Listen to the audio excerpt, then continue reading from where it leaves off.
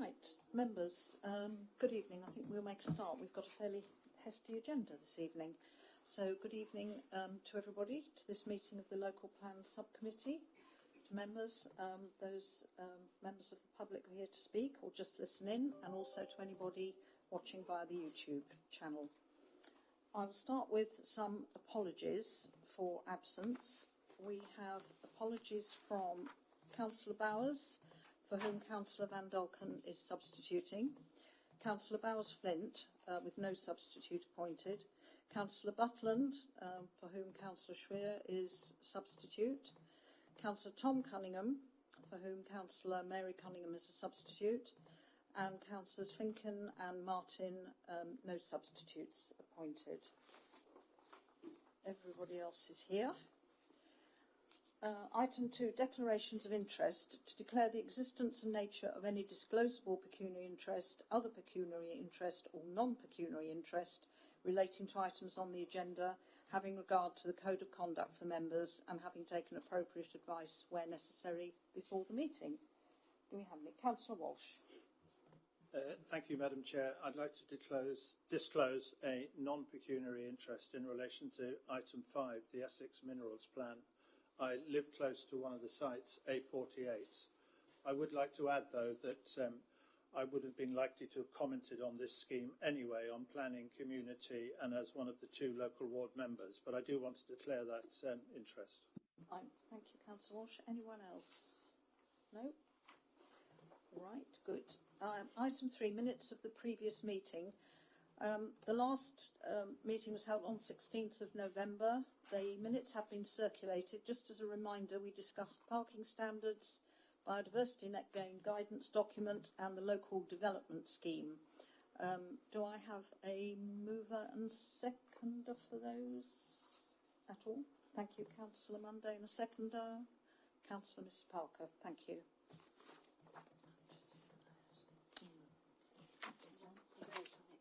Oh, sorry. Thank you, Alison. I need to take a vote. Everybody in favour, please.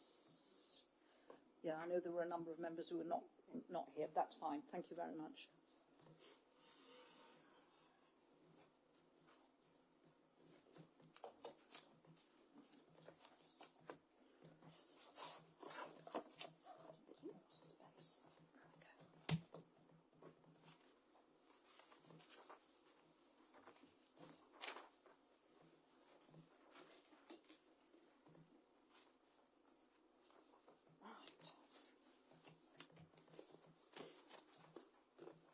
Okay, right.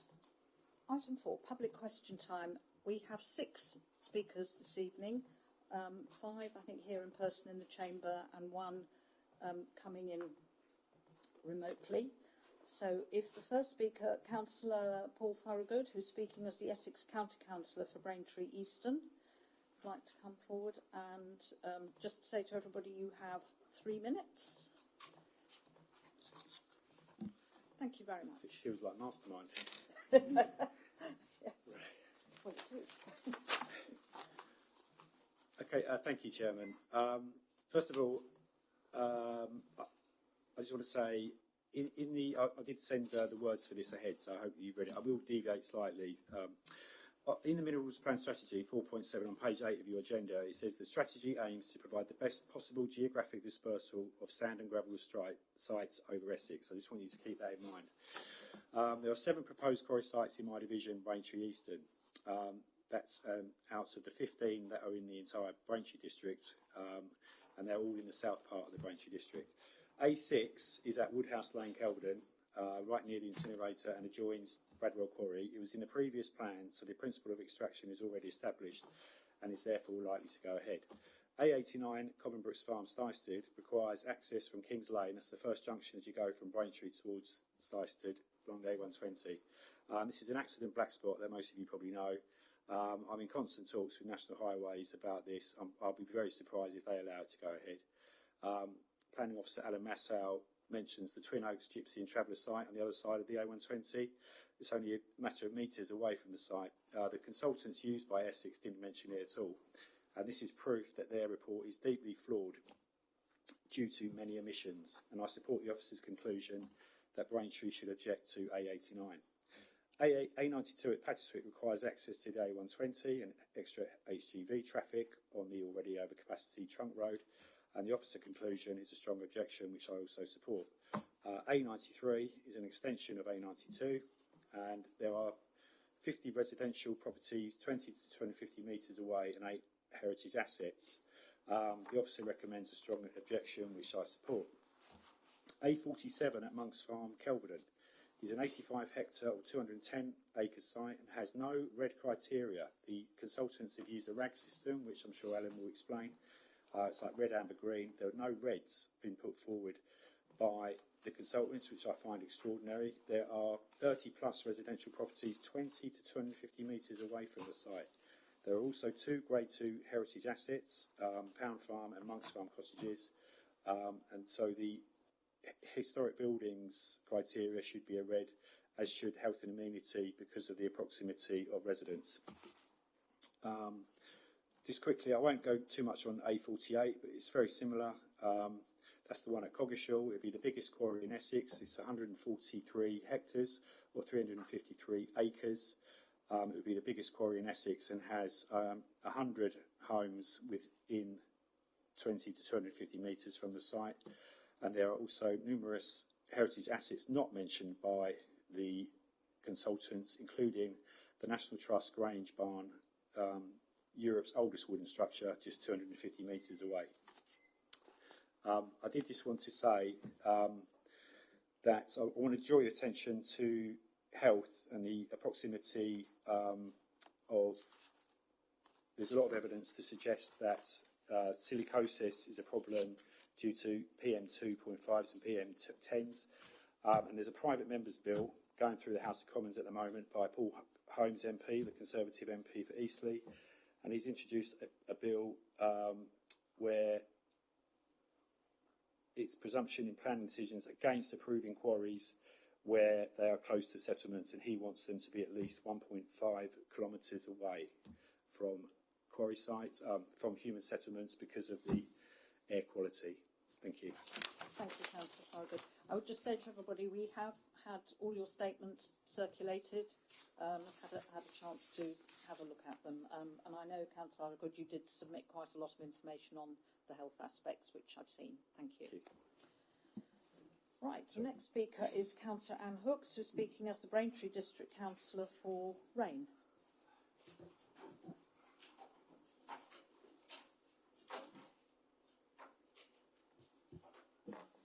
Thank you. Dear Madam Chair, as you know, I'm the District Councillor for Rain.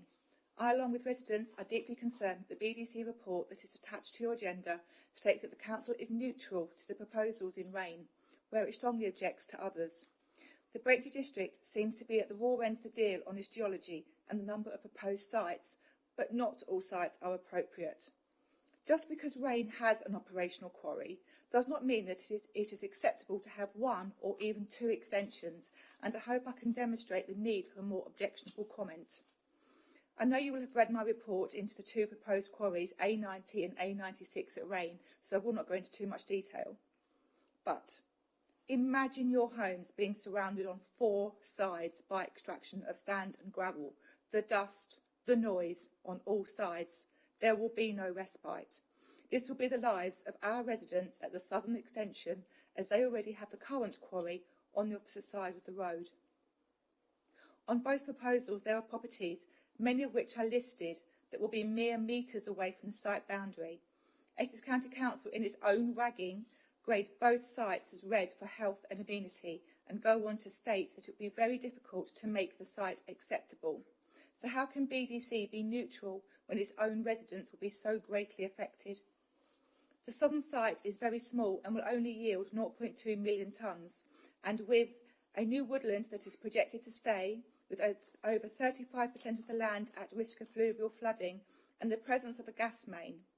Not just a gas main, but a national gas high-pressure gas main running through the site that also caused the curtailment of the current operational site. The amount of mitigation required will be huge. It makes you wonder if there will be any land left on the small field to extract from. This is, of course, before we even start discussing how the extract will get across the road. The fact that the site is high of archaeological value being next to the Roman road, and that the site will not be able to be screened due to the site's topography. The northern extension affects ancient woodland, veteran trees and contains protected species. The proposed site buffers Duck End Green and Rain from the current extraction. This loss of the ancient landscape, along with very good agricultural soil, is nothing short of criminal. There is only one public right-of-way that connects Rain and Great Sailing. This public right-of-way cuts across the proposed site. The path is well-loved and a well-trodden route that meanders via Golden Grove, the ancient woodland that contains protected species like bluebells. Any change to the landscape will be harmful to Shelford Road, which is a protected lane in our own adopted local plan. The historical setting of the road will be changed tremendously, as any screening to keep the public's view away from the extraction will negatively impact on the protected lane and will be contrary of policy LL69. How can the council be neutral when there is so much to lose on either of these sites?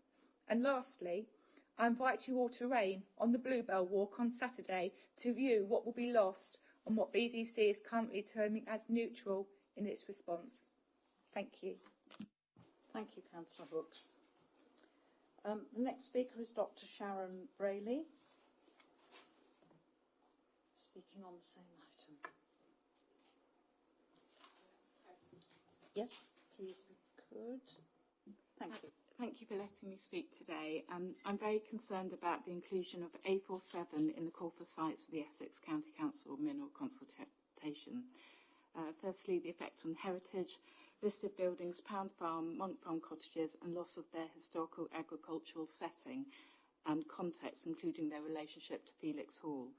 A47 site sits right next to Coggeshall Road, which links both the historical conservation villages of Coggeshall and Kelvedon, turning this historic setting into a moonscape.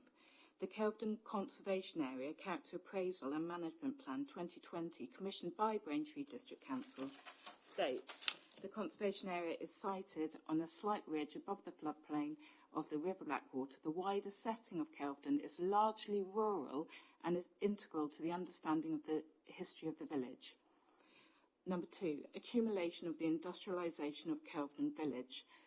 There was a map that I put in through the A12 widening, which is part of Kelvedon Parish, the incinerator, housing applications, the National Grid upgrade pylon route, possible new A120 and numerous mineral applications, all within the boundary of Kelvedon Parish.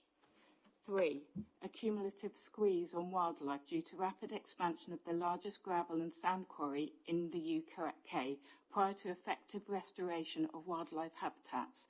A47 essential wildlife corridor, numerous protected species living and transiting, including ancient woodlands, watering holes and ancient hedgerows.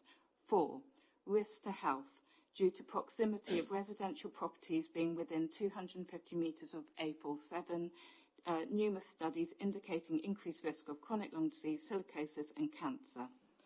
5, no clear, robust water strategy, risk of water scarcity exacerbated by house building and household demand. Quarry works require water in order to mitigate health risks. If water is not available, polymers are used, which increase the risk of microplastics to water supplies.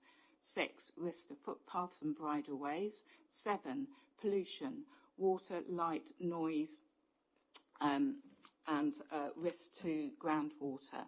8, climate policy. Carbon dioxide emissions attributed to the mining quarry industry in the UK amounted to over 15.5 million tonnes in 2021.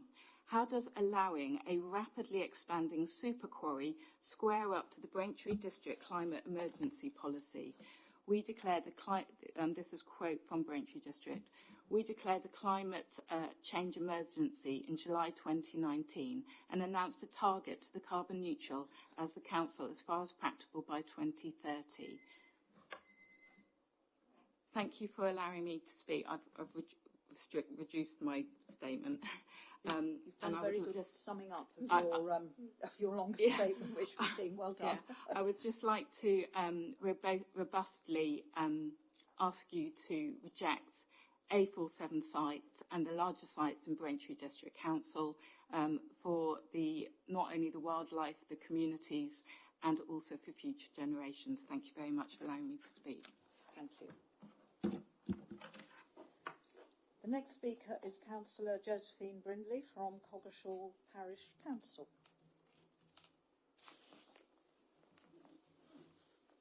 Good evening, Councillor. Selecting sites for inclusion in a minerals plan is a balancing act. You have to accept that minerals can only be worked where they're found, but you avoid the cumulative effect of having a number of sites in one place.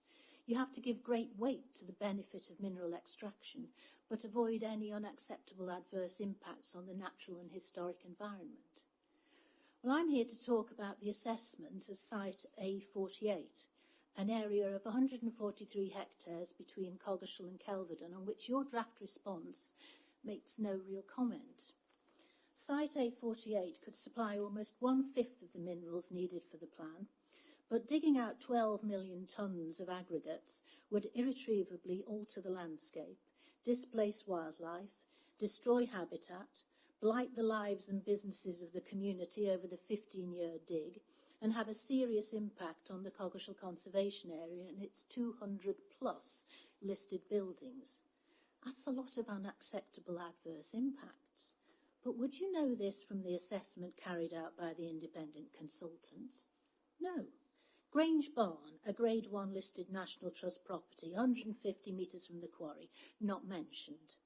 The iconic view of the conservation area and the Grade 1 listed parish church from the Essex Way, not mentioned. The contribution made by tourism to the local economy, not mentioned. The impact of adding a further 143 hectares to the 200 or so hectares of Bradwell Quarry is not considered. There's a lot of adverse impacts missing from that assessment. Extraction would destroy the plateau land, which together with the river valley forms the hollow that attracted the early settlers. Today the landscape provides the setting and the context in which we can enjoy and understand the significance of the 200+ heritage assets that tell the story of Coggeshall as a Saxon settlement, as a medieval wall town, as a Victorian country town. Just think, hundreds of years of history, 15 years of extraction, and all this will be lost forever. And what of these community and environmental benefits from a flood alleviation scheme? The Environment Agency has accepted their scheme wouldn't stop Coggeshall, Fearing or Kelvedon from flooding. There's no planning application, and so there's no community and environmental benefits to take into account. Presumably the independent consultant wasn't aware of the 200+ listed buildings just down the road, but you are. Extraction on this scale at such proximity to Coggeshall would be an irreversible act of cultural vandalism. You must register your strong objection to this site being included in the minerals plan. This site is too big and too close. Thank you. Thank you, Councillor Brindley. Next speaker is Mr. Robin Foster. Mr. Foster, good evening. Good evening, thank you. I'm not just a concerned citizen, but a voice for our community in Coggeshall.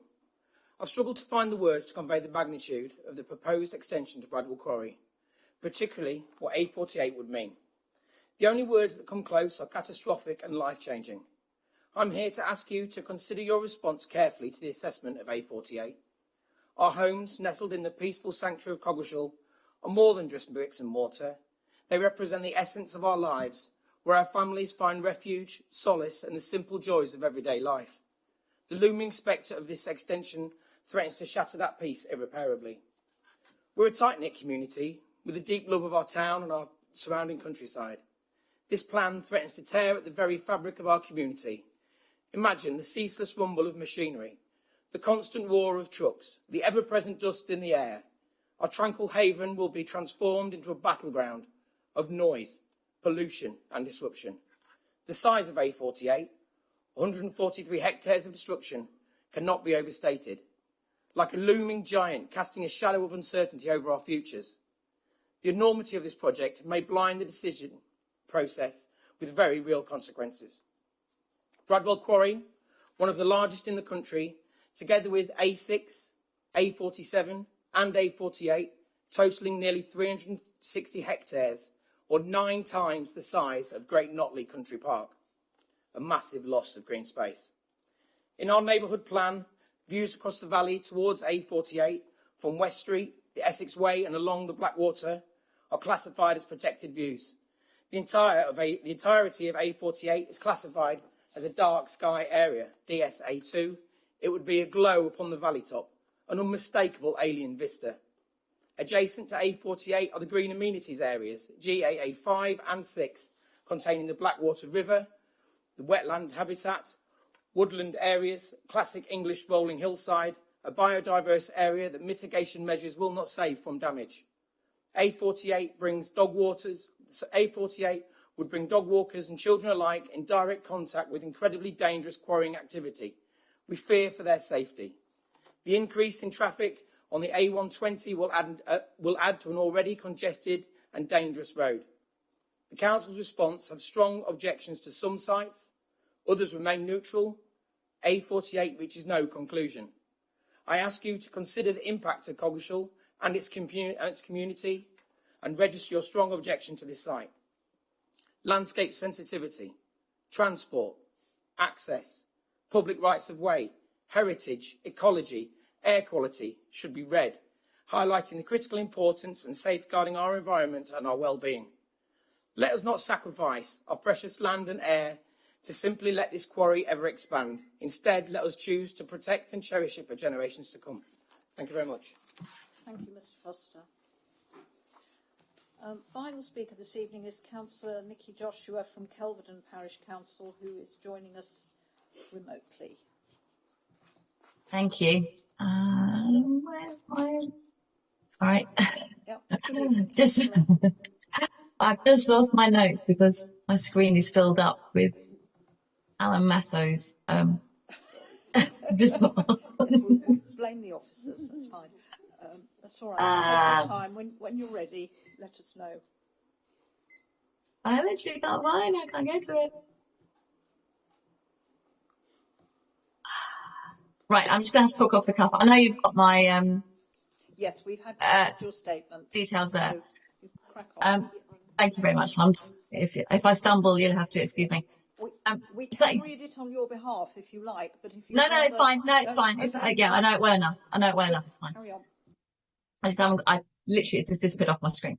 Thank you very much for allowing me to speak tonight. Obviously, I'm representing Kelvedon Parish Council. We will be writing separately, or I have written separately to Essex County Council today and submitted our response to this plan.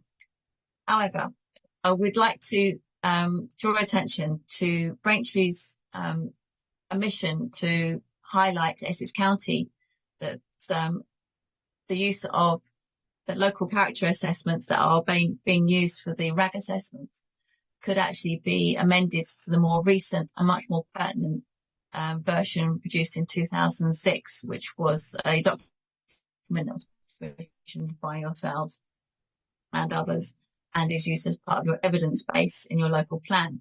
Essex County Council, with their RAG assessments, are still using the much older 2002 county-wide character assessment document, which is a much more broader brush and therefore has character type boundaries which are less subtle and less pertinent to different types of areas. For instance, the proposed extension of Bradwell, the A6 site, according to this RAG assessment, puts it into the Blackwater Valley landscape character type, according to 2002.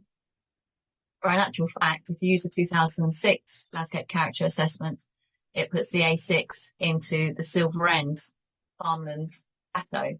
Completely different landscape character assessment. So it's hardly surprising that the RAG assessment for A6 says that it shows barely any reference or any elements that you'd recognise from the Blackwater Valley character type. Well, it's hardly surprising when it's in a wholly different, when the boundaries have been much more finely detailed and drawn for 2006. It's hardly surprising that actually it doesn't have any character types, the Blackwater descriptions, because it is actually a completely different character type.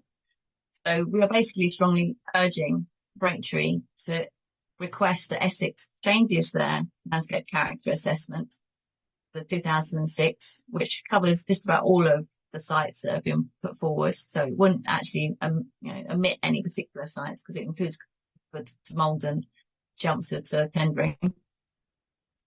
And the RAG assessments are therefore redone using the 2006 version rather than the 2002, because this has a wholly different set of sensitivities, a much finer band of delineations between one type and another.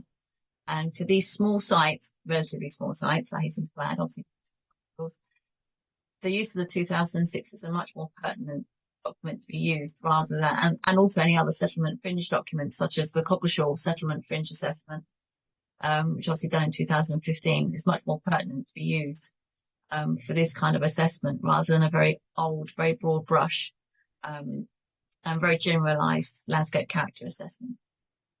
Thank you very much for letting me speak. Thank you very much, Councillor Joshua. Right, that brings us to the end of public speakers. So we can now move on to agenda item 5, which is the report on the Essex Minerals Plan review 2024, which is going to be presented by Alan.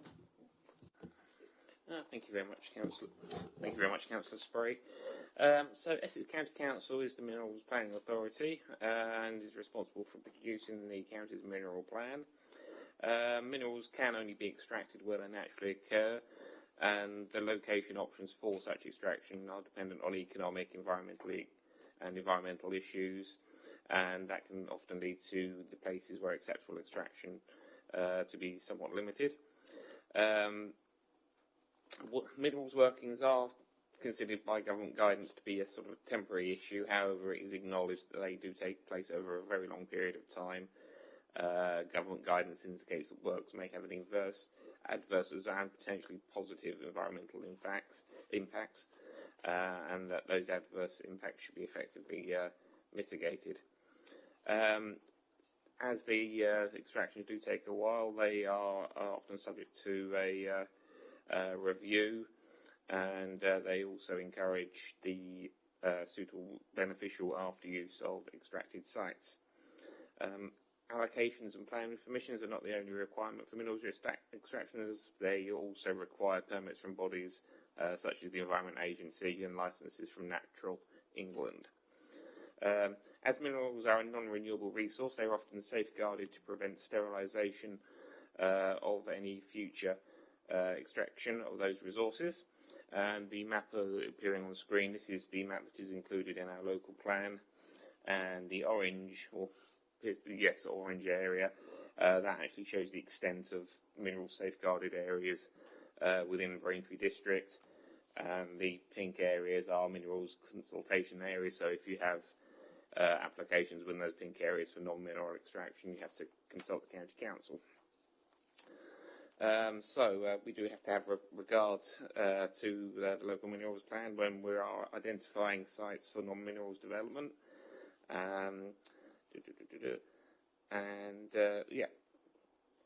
The minerals planning authorities are required to plan for a steady and adequate supply of minerals by designating, the preferred method is to designate specific sites, or they can also designate preferred areas or designate areas of search.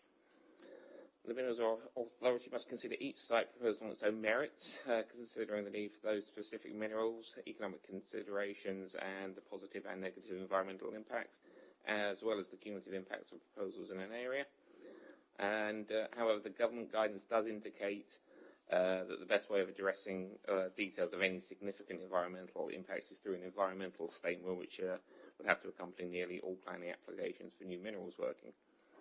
So the current minerals plan was adopted in 2014, and the new minerals plan is covering a period up to 2040 from 2029, and it should be noted that the extraction target does appear to have increased from 3.44 million tonnes to 3.9 million tonnes per year.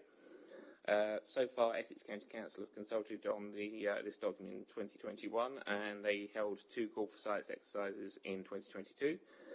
This has resulted in 52 potential sites in Essex, of which 15 are in Braintree. The 15 sites are listed on page 6 and 7 of this report, and it should be noted that some of the sites are partially outside of Braintree district.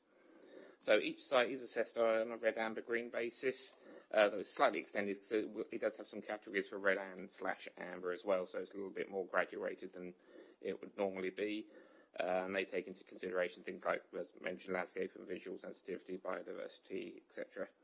So if we look at the first slide, these are sites A6, A47 and A48. The site on the left-hand side of the map is A6, which is the one that is already included in the minerals plan. But as you can see from the, this is a extract from our safeguarding maps. There's a lot of issues around these sites, including ancient woodlands, local wildlife sites, tree preservation orders, the flood zones, and you can see Coggeshall Hamlet towards the top right hand of the map, which is very close to A48. If we pop onto the next slide, this is site A89, as referred to earlier. So this is north of the A120, east of Braintree. It's got a number of listed buildings in relatively close proximity, with the Twin Oaks caravan site to the south. And as you can see, it is right next to the road. And the large blue area to its right-hand side is a archaeological site where some finds have been located.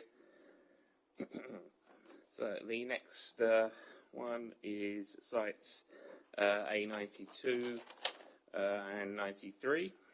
They also show the similar issue with archaeological sites and proximity to listed buildings. The smaller site is this site here, with the larger site including this site and this site over here. And as you can see, Coggeshall Conservation Area is very close here, and the church at Styrsted is also a Grade 1 listed building. So obviously that's quite important. It should be noted that it's referred to in the consultation that National Highways haven't actually provided any agreement to allow any of these sites to provide access onto the A120, and it is generally against their policy to allow the creation of new such accesses. So that is some further work that the county would have to bottom out if they were considering sites being accessed in this location. So the next one, these are sites around Coleman's Farm. As you can see, the black line there is the border between us and Malden District. You can see quite a few issues here, including flooding, and flooding and proximity to the A12. Also very close to the settlements at Rivenhall End. And yes, we have had some discussions with Malden District Council as well about their views on these sites. However, they haven't made a decision as to what their objection on those would, or if they do object, or what those objections would be. But as you can see, there's plenty of issues in terms of cumulative impact for this site.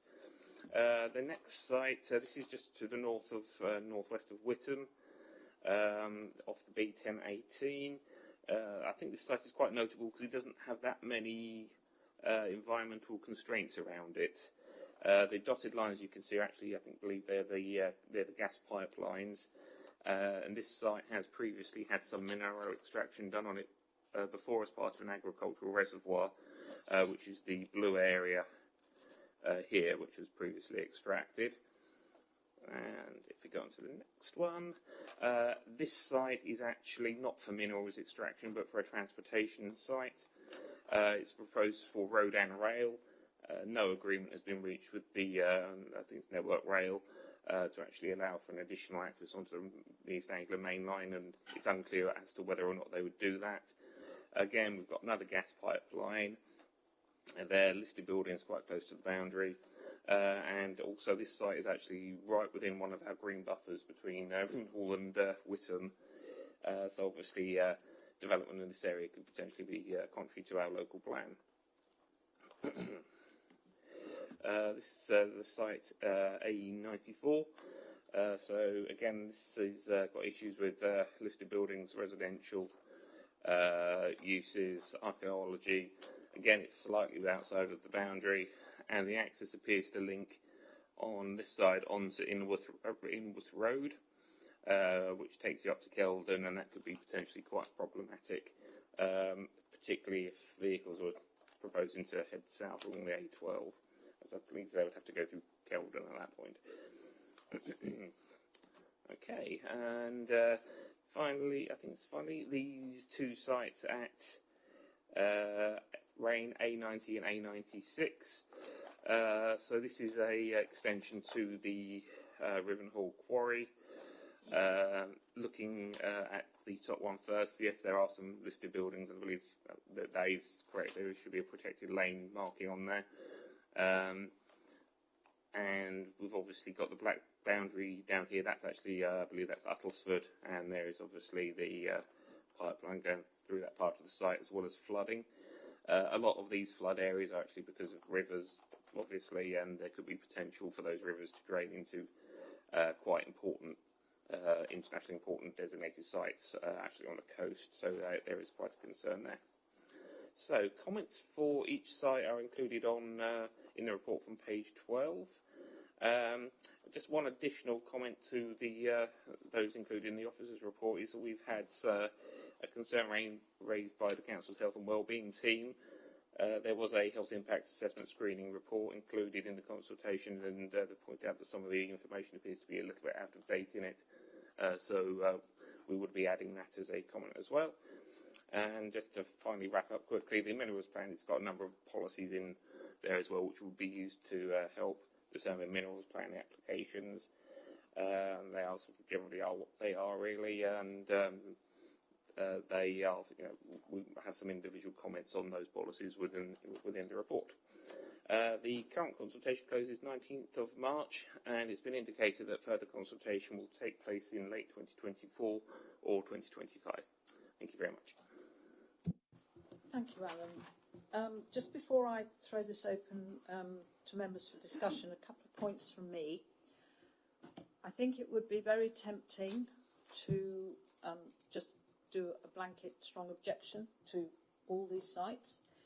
And we are in this district either in the unfortunate or fortunate position, depending on who you are, of having the largest number of mineral deposits in the wider Essex area, which is why we were asked to take a lot of sites last time, and it's being proposed that we take another 15 this time. So, yes, it's tempting to say we object to all of them. I personally think that's not necessarily the most practical way to go. I think we need to pick our battles and see which sites we feel we can put up the strongest objections to. But I do accept there are very strong feelings, as demonstrated tonight by the speakers, and I suspect in a few minutes by discussion, strong feelings about some of these sites. So I think if during the discussion any member feels that they would like to change the suggestion in the report that a site, rather than being just a concern or neutral, they feel that should be a strong objection, and you can make a good case for that. I'm quite happy for us to take a vote on those sites. I would need a mover and a seconder, and then a show of hands, just for clarity, because I think this is quite important that that's recorded. So I think we can do that as we go along, and that is separate then to the recommendation at the end, which will need a mover, a seconder, and a vote on the final recommendation. Have I made that reasonably clear to everybody? Right, jolly good. All right, so I'm open for anybody to start the discussion. Who would like to go? Councillor Walsh. Thank you very much, Madam Chair, and for the presentation by Alan and for your own comments. I have a number of detailed comments both on the policy and on one site in particular, and I'll deal with the policy first, then A48, and then a few comments on the process. I have updated the comments that I sent in writing to Alan, but I'd like to quickly go through them for hopefully the interest of fellow councillors and members of the public. Firstly, in terms of the policy and need, I think the proposal to consider some 52 sites across Essex is disproportionate to any reasonable estimate of likely demand, and I have some reasons for saying this. taking the Essex County estimate of annual demand required at 3.9 million tonnes, which I believe includes a 20% contingency, I wonder, therefore, why didn't they use the previous figure of 3.44 million tonnes? Secondly, and this part of my analysis is based on a very detailed and rigorous analysis by Parish Councillor Tony Dunn, who's chair of the Bradwell Parish Council. He's produced a written summary, which I'm sure could be made available to officers and members if you wish.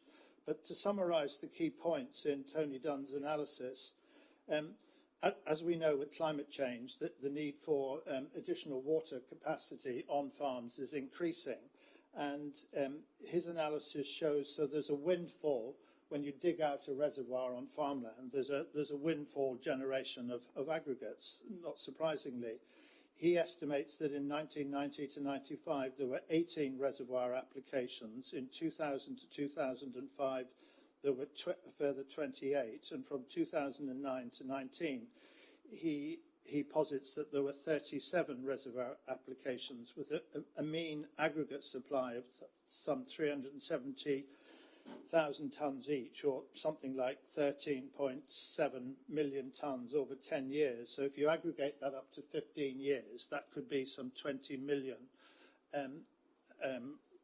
windfall, if you like, aggregate, not allowing for any increased need for that from climate change. So if we take the requirement of, I've said I think 66.49, I think it may be 64.56. If you take the total estimate on the higher annual figure of some 65 million tonnes, and you deducted some that 20 million, that could bring the net additional requirement down to some 46 million tonnes, and that's taking the higher annual figure, which Councillor Dunn thinks could be met by a much more modest extension of existing quarries, and indeed might not require any completely new ones at all. I also want to highlight, and it has been mentioned, I think of the 52 sites, no less than 15 are proposed in our district. And as I think Alan Massow said, that amounts to 58% of the total possible new supply coming into one district, and I think that's disproportionate. I would be suggesting that we put in a strong objection to site A48, which I'd like to come on to now. But before coming on to that, some aspects on the policy. In paragraph 411, Alan talks about strongly supporting the policy in S4 on reducing the need for minerals resources and endorsing Essex's policy of reuse and recycle. I would suggest we say strongly supports, not just supports. Similarly, in paragraph 420 of Alan's report, there's support, especially on examining the individual and cumulative impact of the new sites in terms of our district. And I would again say we should say we strongly support that. And he refers to the need for clarity. I would say we need more clarity. So those are points of emphasis. And I think we should also add more clearly and robustly that if this number of sites goes ahead in our district, it will make a substantial, bring about a substantial loss of agricultural land, despite the strategic policy on that in Essex's draft mineral plan.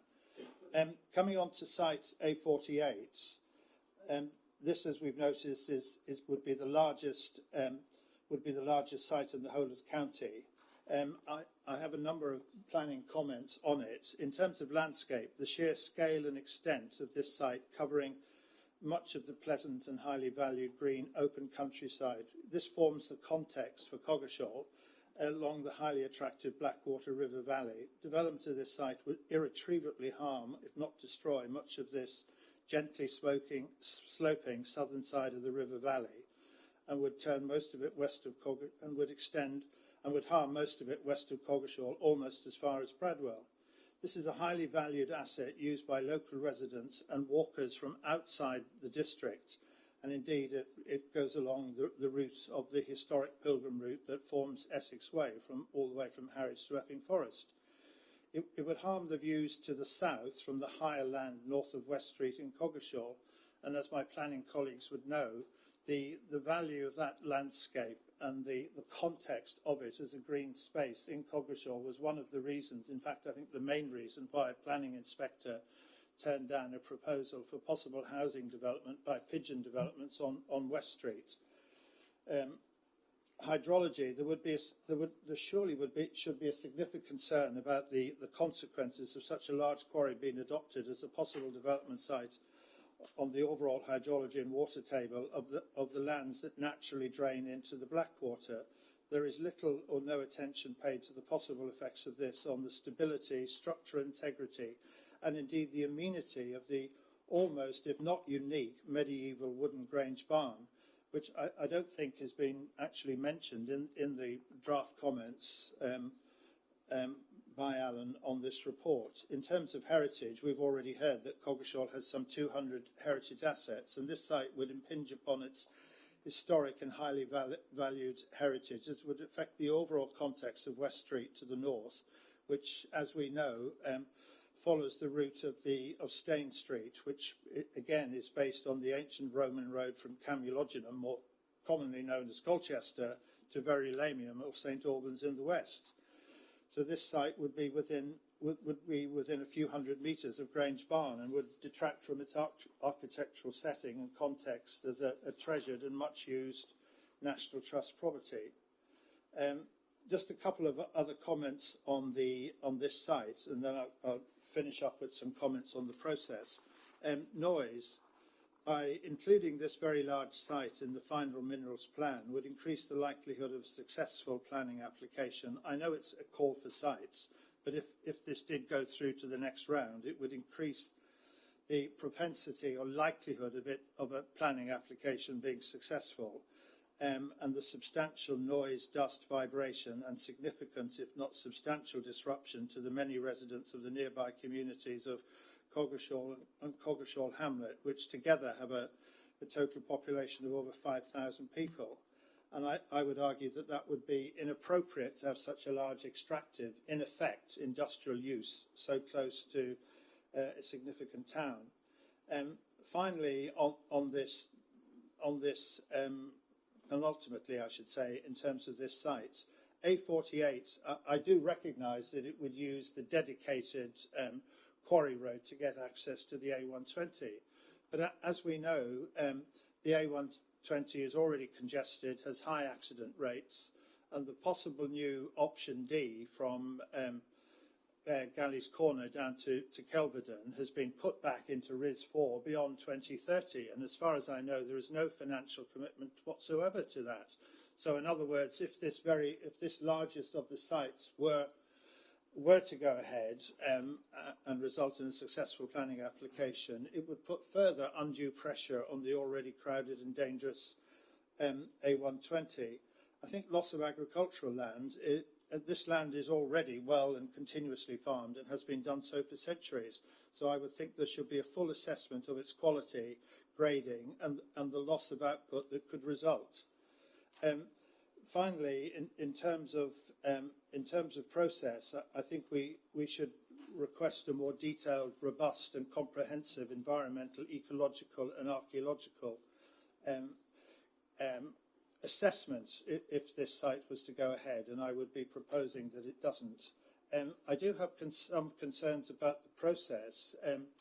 I have, as a ward councillor, I have written to Richard Greaves as the Chief Planning Officer at Essex, and given that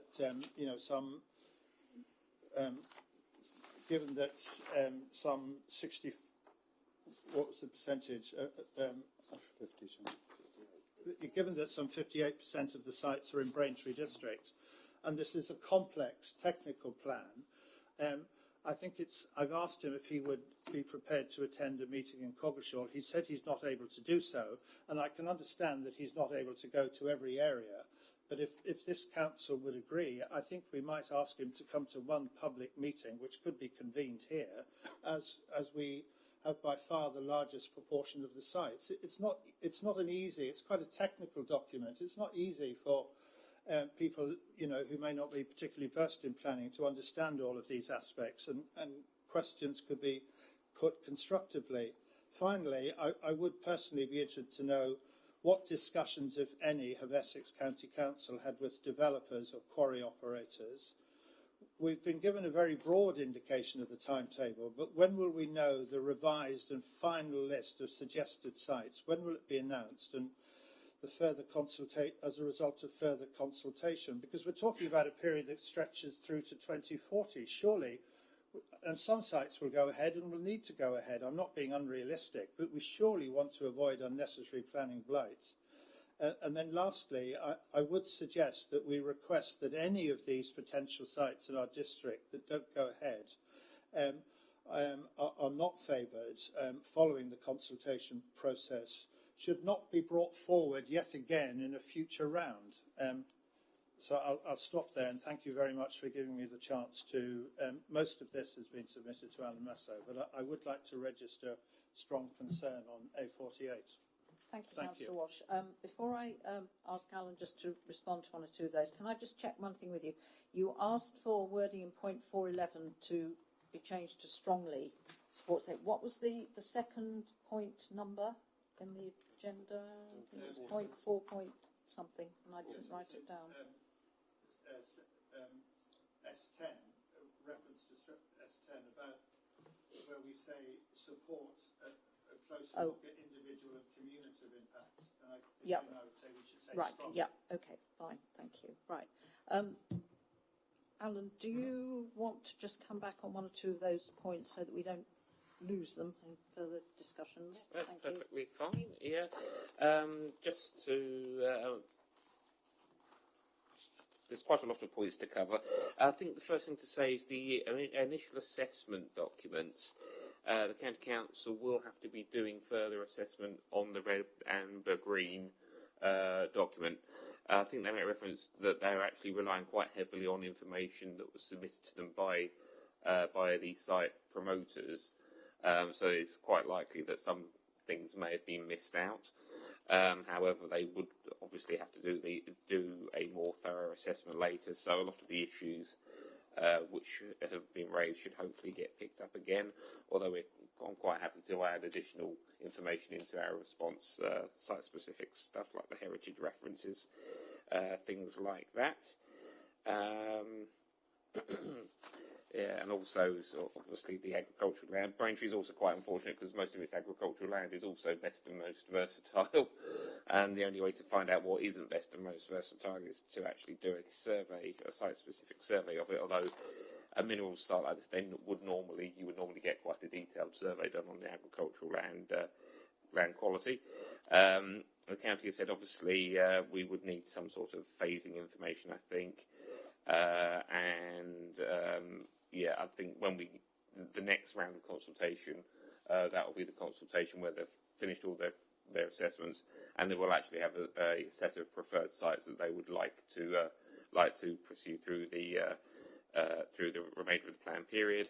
And officers are quite happy to extend an invitation to Mr. Greaves, but we're quite happy to pass that along as one of our responses. Okay, thank you. Thank you. All right. Councillor Abbott, I think, was next. Thank you, Madam Chairman. I generally welcome the report, but I would hope, in the light of what you said, Madam Chairman, that this evening we can not just look at the conclusions on each site, but also, as I think has already happened with what Councillor Walsh has said, look at the reasons behind them on some very specific things. The officer report says that sites outside the district could meet the plan need. That could be a starting point for us, but I agree with you, Madam Chairman, that it's unlikely we won't get some. So we have to be realistic. However, we are facing a massive clustering again of quarry sites. And this is the first change I'd like to request, please, to explicitly say in the south of the district, not the district as a whole. Actually, most of the district doesn't have quarry sites. They're all from Rain southwards, which is, about a third geographically of the area of the district. So that's the first change I'd like to ask for. And also, I hope all members have seen the very helpful map from Dr. Brayley, which shows just what we are facing in the southeastern, in particular, corner of this district. Virtually every document that Braintree District Council produces about the district as a whole talks about the mix of countryside and town and village and our heritage assets, and it's a pleasant place to live. If all of these things go ahead, it will not be in the southeast of Braintree District. We are being planned to death by overdevelopment. I mean, if all of these things come to pass, the A12, the A120, the incinerator, the huge amount of housing sites, commercial sites, pylons, and this lot, we're actually looking at, well, which bits of countryside have survived? It's that bad. So I think we've got to, that's my request for a second change, is the word cumulative impact to be put in. When quarries go ahead, and when I was county councillor, I attended site meetings, as you do for the liaison groups, you are looking at a moonscape. Wildlife habitats are eviscerated. They don't exist anymore. All there is sand, piles of gravel, and water. That's it. There's not a lot else there. And this talk of biodiversity net gain, well, I think that's highly questionable, actually. You can on some sites. But what quarry operators will do is they'll come back for further applications. They always do, just like wayside operators do. So for Bradwell Quarry, the initial restoration plans had lots of lovely rolling meadows and hedgerows and trees and agricultural land. Now we're facing an enormous cluster of industrial greenhouses and a waste incinerator. For the Rivenhall End quarry, we've seen massive dewatering, which has killed many of the trees surrounding the site, and they've not stuck with the original restoration. They're backfilling with inert waste, hardcore and builder's rubble. So we've got to be very careful about taking these things on face value. Also, specific to policy DM3, officers say that says that processing has to be within site boundaries. Well, how long's a piece of string? Bradwell Quarry, if it reaches Kelvedon and Coggeshall, I think, if my memory serves me right, would be 4 kilometres from its original starting point near Bradwell. I mean, when does a quarry become another quarry, if you see what I mean? And, of course, all of that material has to be driven or put on conveyor belts back to the processing plant. So just running through briefly the individual sites, A6 on Rivenhall Airfield, I agree there's not a lot we can do about that one. It's in the existing plan, so I wouldn't propose we add anything on that. A47 extends Bradwell Quarry even further east and will have a very, as I just alluded to, a very long transport system needed to get the material back to the processing location. What we could do tonight is say that we object to its size. So if we're taking on board what you said, Madam Chair, we could say that it should be reduced to at least west of the farm. I'm sorry, I've forgotten the name of the farm in my head. It's on the maps. But currently it sort of wraps round the farm to the east and north. We could say to restrict its size. A48, I agree with all the previous speakers, Councillor Thorogood, Councillor Brindley and Mr Foster and Councillor Walsh, that this is completely objectionable. The impact it will have on Coggeshall, on tourism, on listed buildings, we can't accept it. And I think we should be strongly objecting to that. I think there's also another principle we need to stick to, which I think the officers do mention in their report, is avoiding new sites.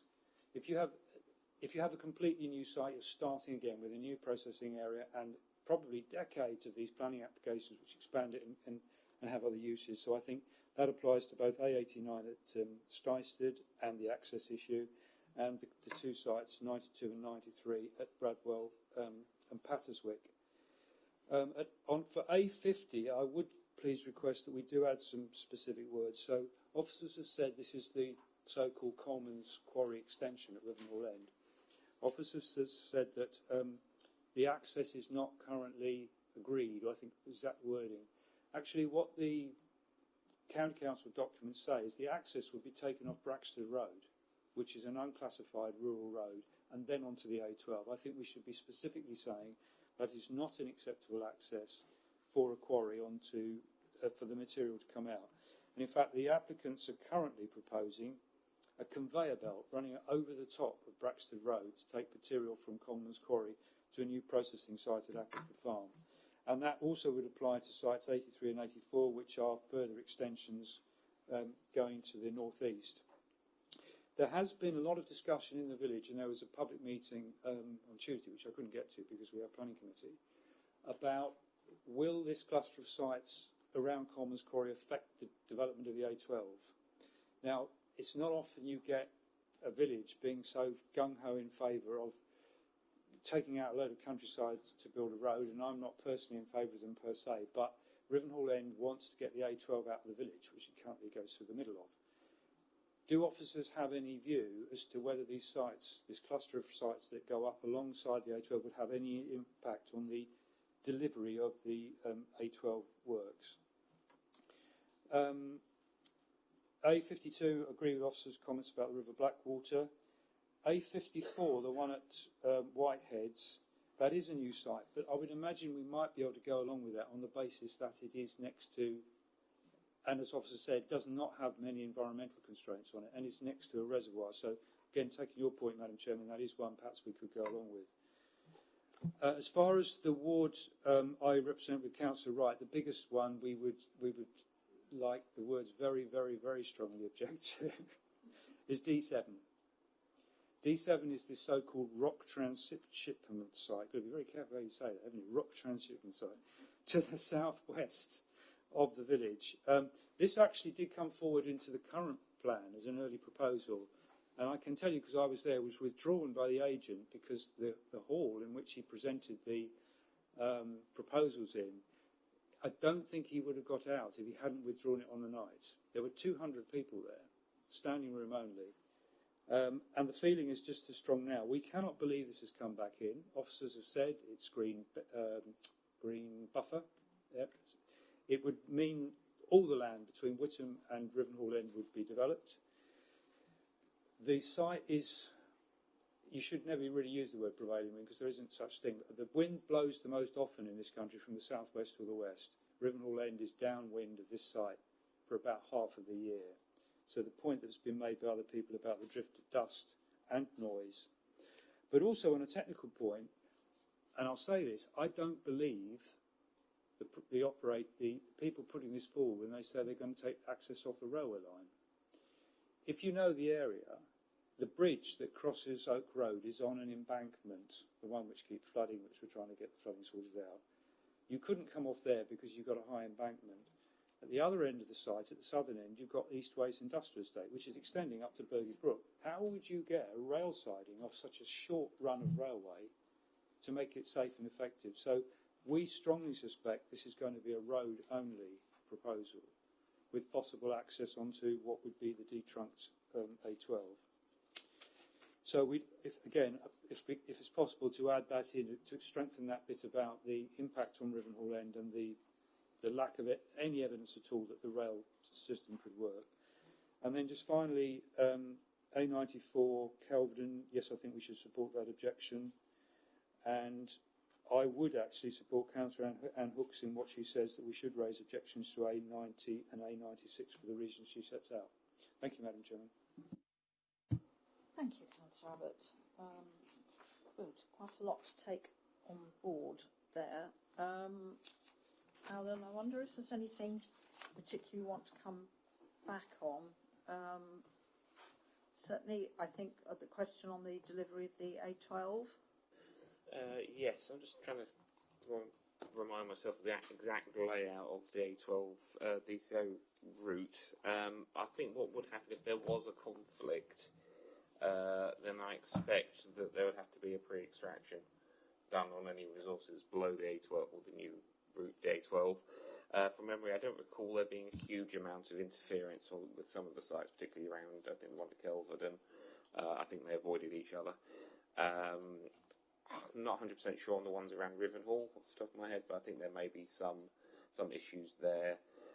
But yeah, there would have to be some arrangement about removing gravels.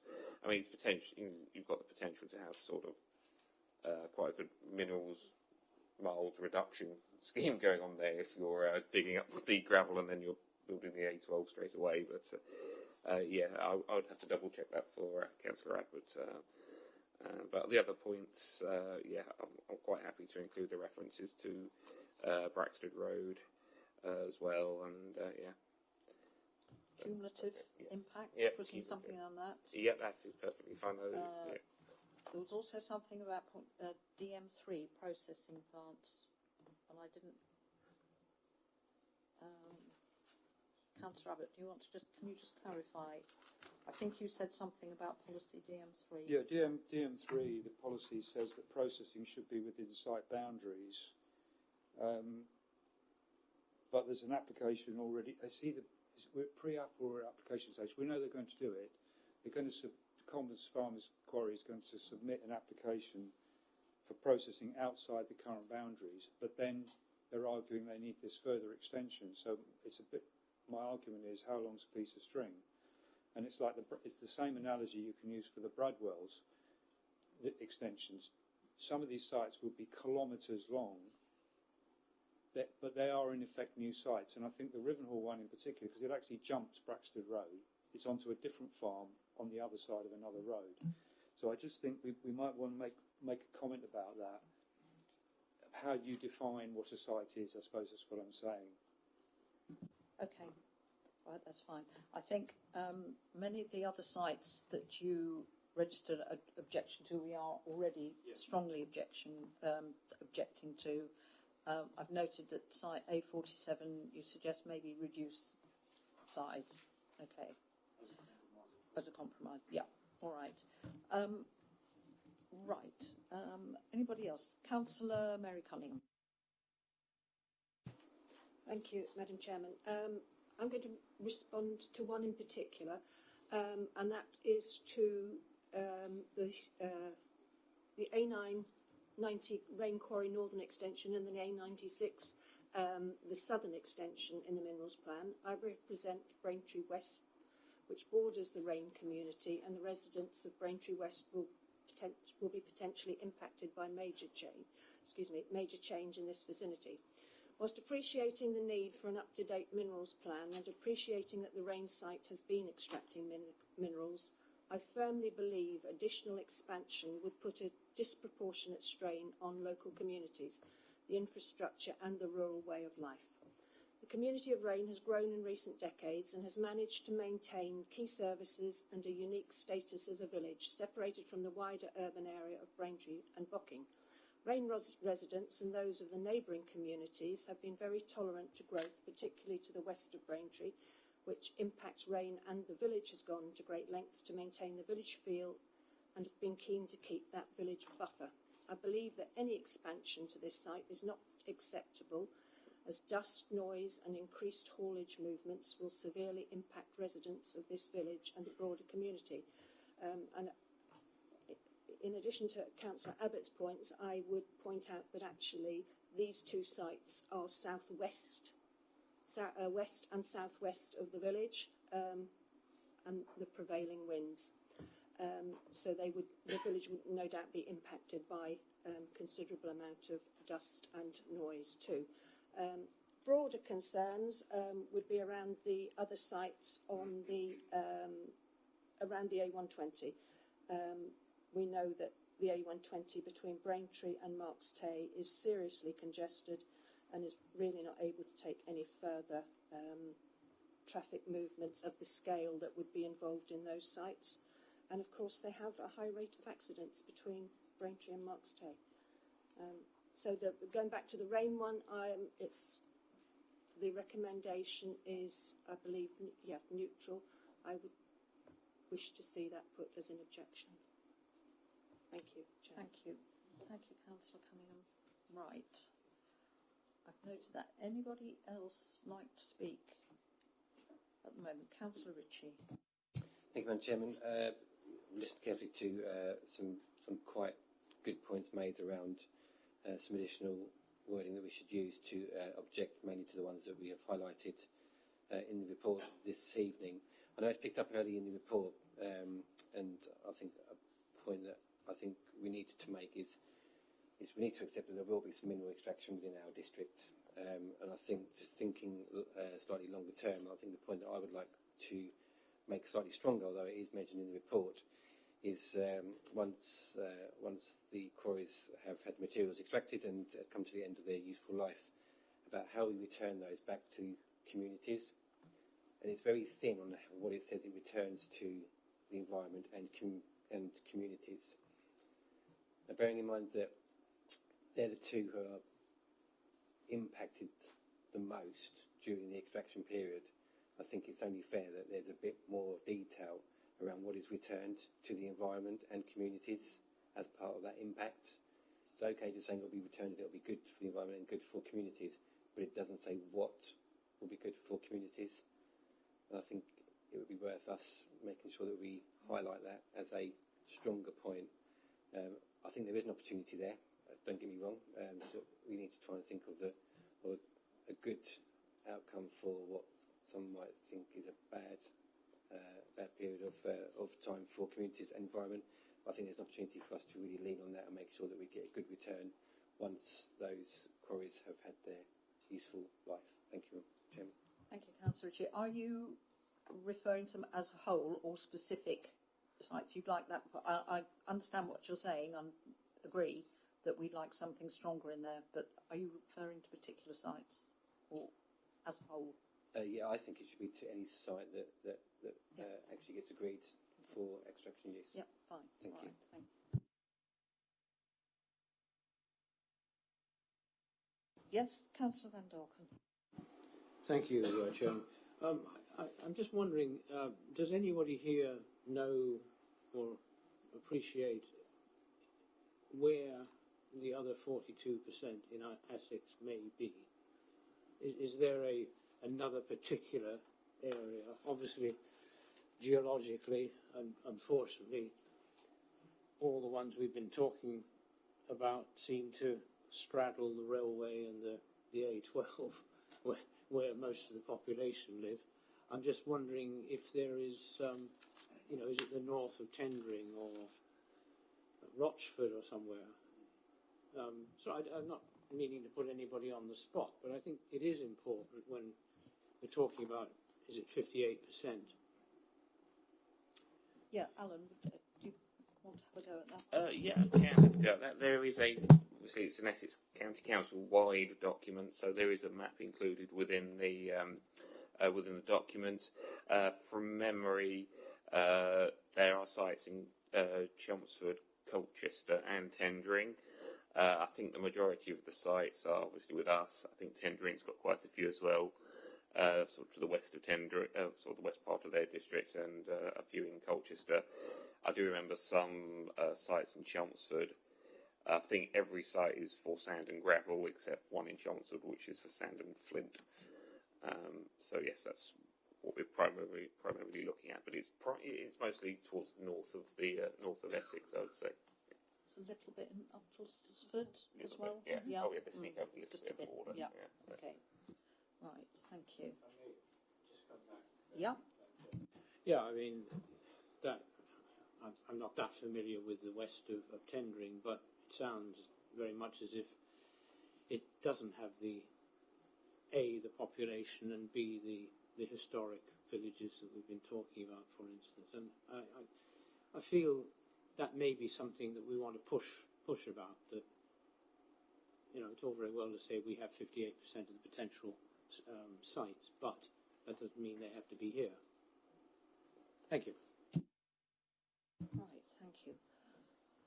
Anyone else? Yep, Councillor Schreier. Thank you, Madam Chairman.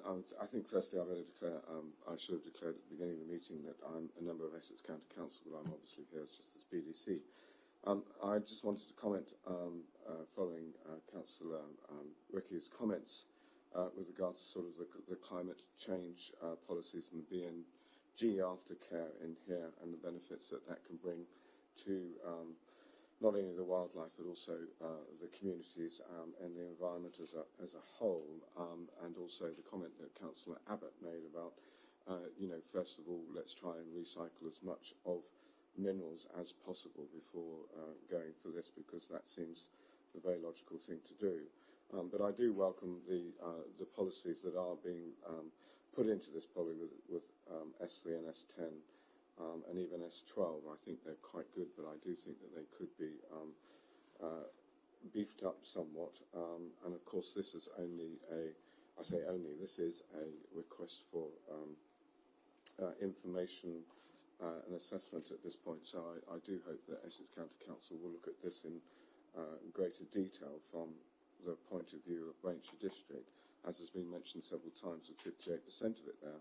But it is going to be reviewed every 5 years, and I note in 4.3 it actually mentions that actually about if no sites are selected, but of course, this is the capacity is about identification, as has previously been mentioned. I think it's realistic to think that some minerals will be carried on to be extracted in Braintree District Council area, but I do welcome the increase in biodiversity net gain, the interest in the environment and those going forward. Thank you. Thank you, Councillor Shear. Councillor Mrs Parker. Yes, I was just interested to know whether the policy about mitigation, particularly for residents, is there a lot of detail in the plan? I was just wondering what sort of mitigation can be provided for these sorts of sites. Thank you. And actually, Councillor Ritchie mentioned that, I think, as well as what exactly can we expect in the way of mitigation and also restoration following extraction.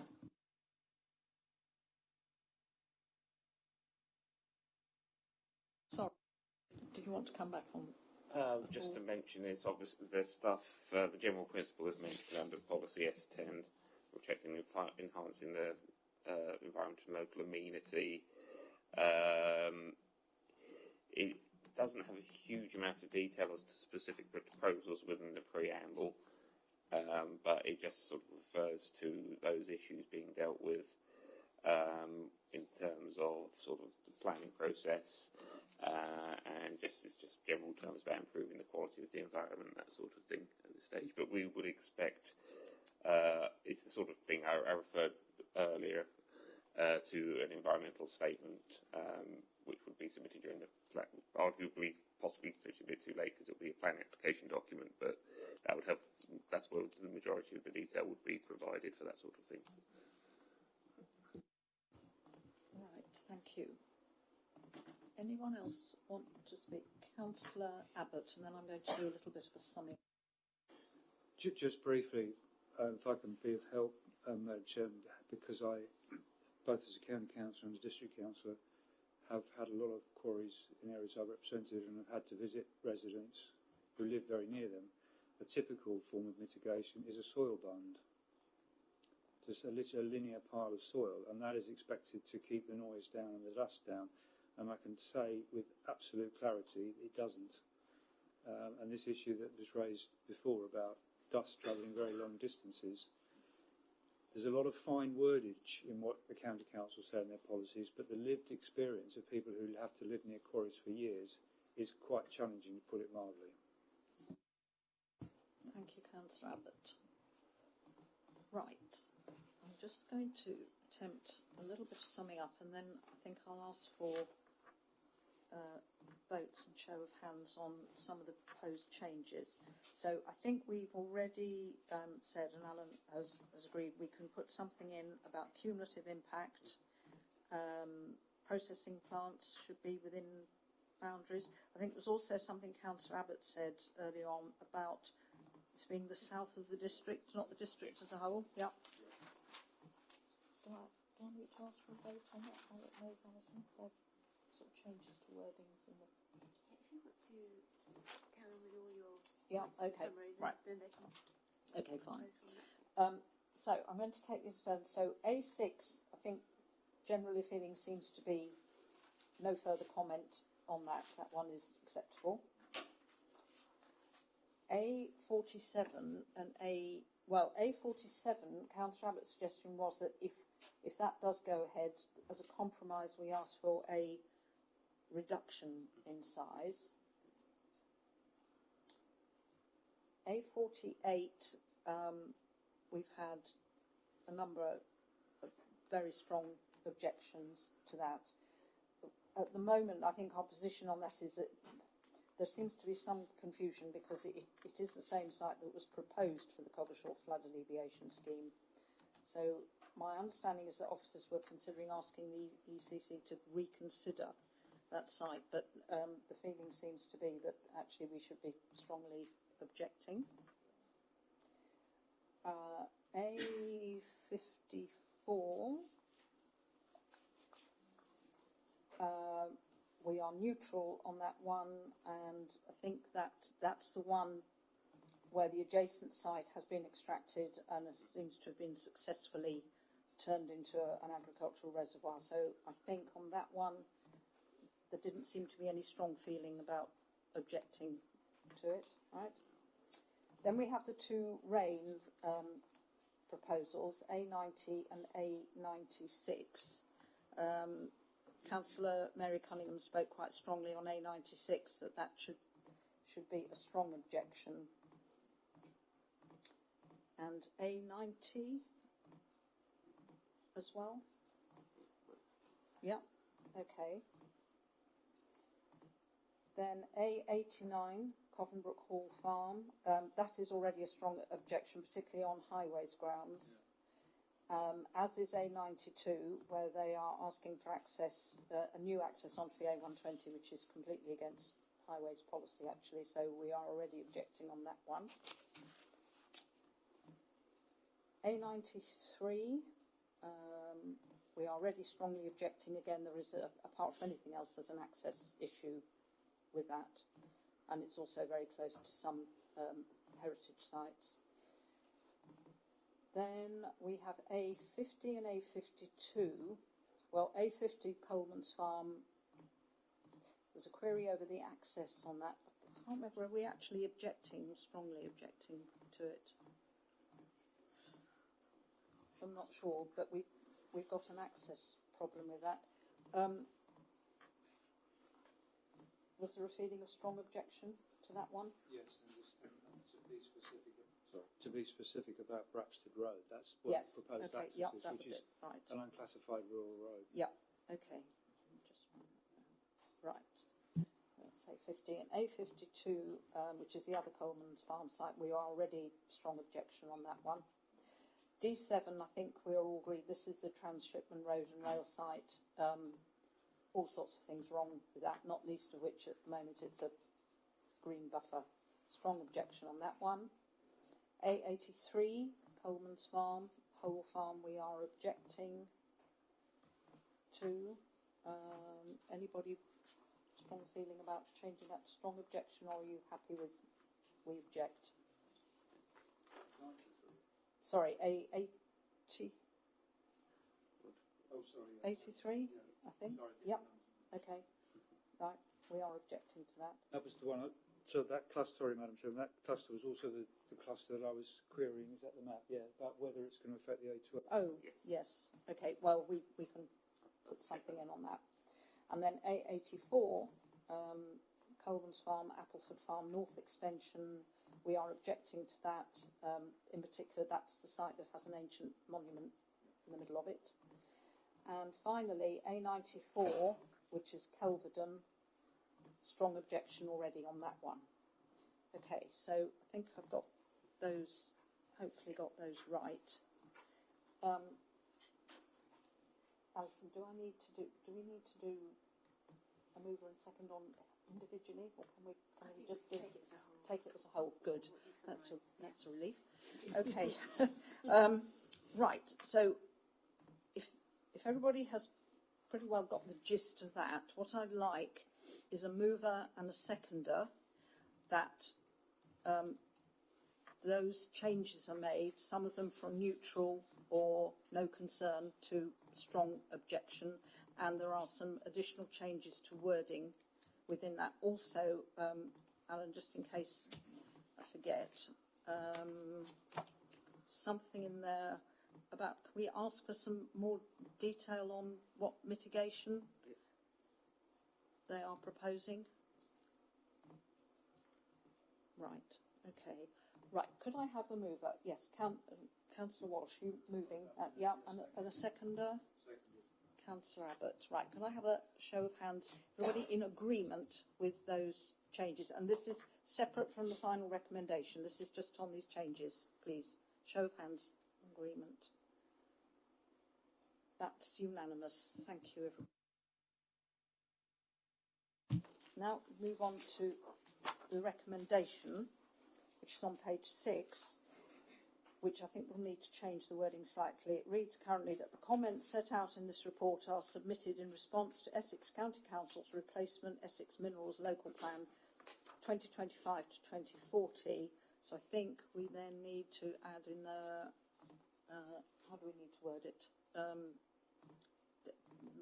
With the amendments as agreed. I think it doesn't need to be more complicated than that. Right. So could I have a mover and seconder on that recommendation with the additional wordings? Councillor Ritchie? Move that, Madam Chairman, with the additional wording. Thank you. And a seconder, Councillor Abbott. And a show of hands, please. All those in favour? That's unanimous. Good. Thank you very much. Right. Thank you, everybody. That was, Councillor Ritchie. Thank you, Madam Chairman. Could I just note that through this session this evening, we had originally, as per the report, planned to object to 9, and we're now objecting to 12, which is going to take up a considerable amount of our officers' time to be able to do this. I think we need to note that, but also in meeting this evening, we're showing our support to officers to be able to do that. So that it's incumbent on ourselves that if we are going to object to that many, obviously we need to concede that we might not win every single one. But if we are going to object to that money, it's going to take officer time. It might mean that we might need to assist with officers in putting together some of this casework to form the objections. And I'm sure that we won't have any issues in doing that if it's such a strong issue within our communities. Thank you, Madam Chairman. Thank you, Councillor. I think that's a very well-made point. Yes, Councillor Abbott. No, I do agree with that, and I took part in the last minerals plan inquiry, and very happy to do whatever we can to help. Thank you, Councillor. Yeah, I think that's a point very well made. Well, I think that was a good discussion. So that item is finished. Councillors, members of the public who are here to speak, thank you for attending. If you have absolutely nothing better to do, an exciting evening ahead, you're very welcome to stay for the rest of the meeting. Otherwise, you can go home. Thank you.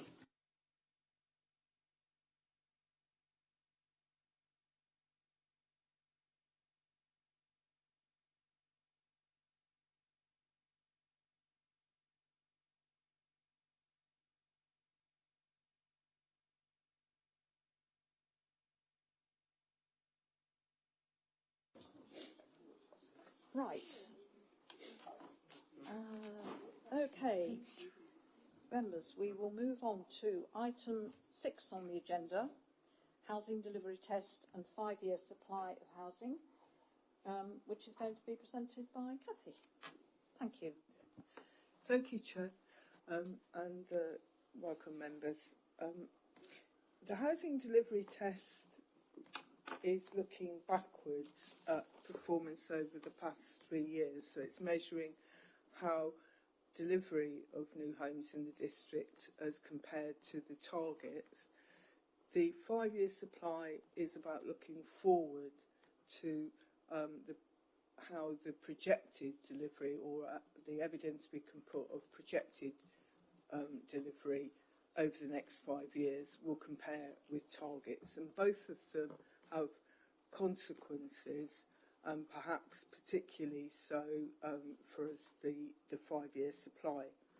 Now, just before Christmas, 19th of December last year, then the government published the long-awaited new version of the National Planning Policy Framework, or NPPF, and along with that was the housing delivery test results for 2022. Now, both of these things, that the 5-year supply and housing delivery test, are kept under review and they're reviewed annually, generally.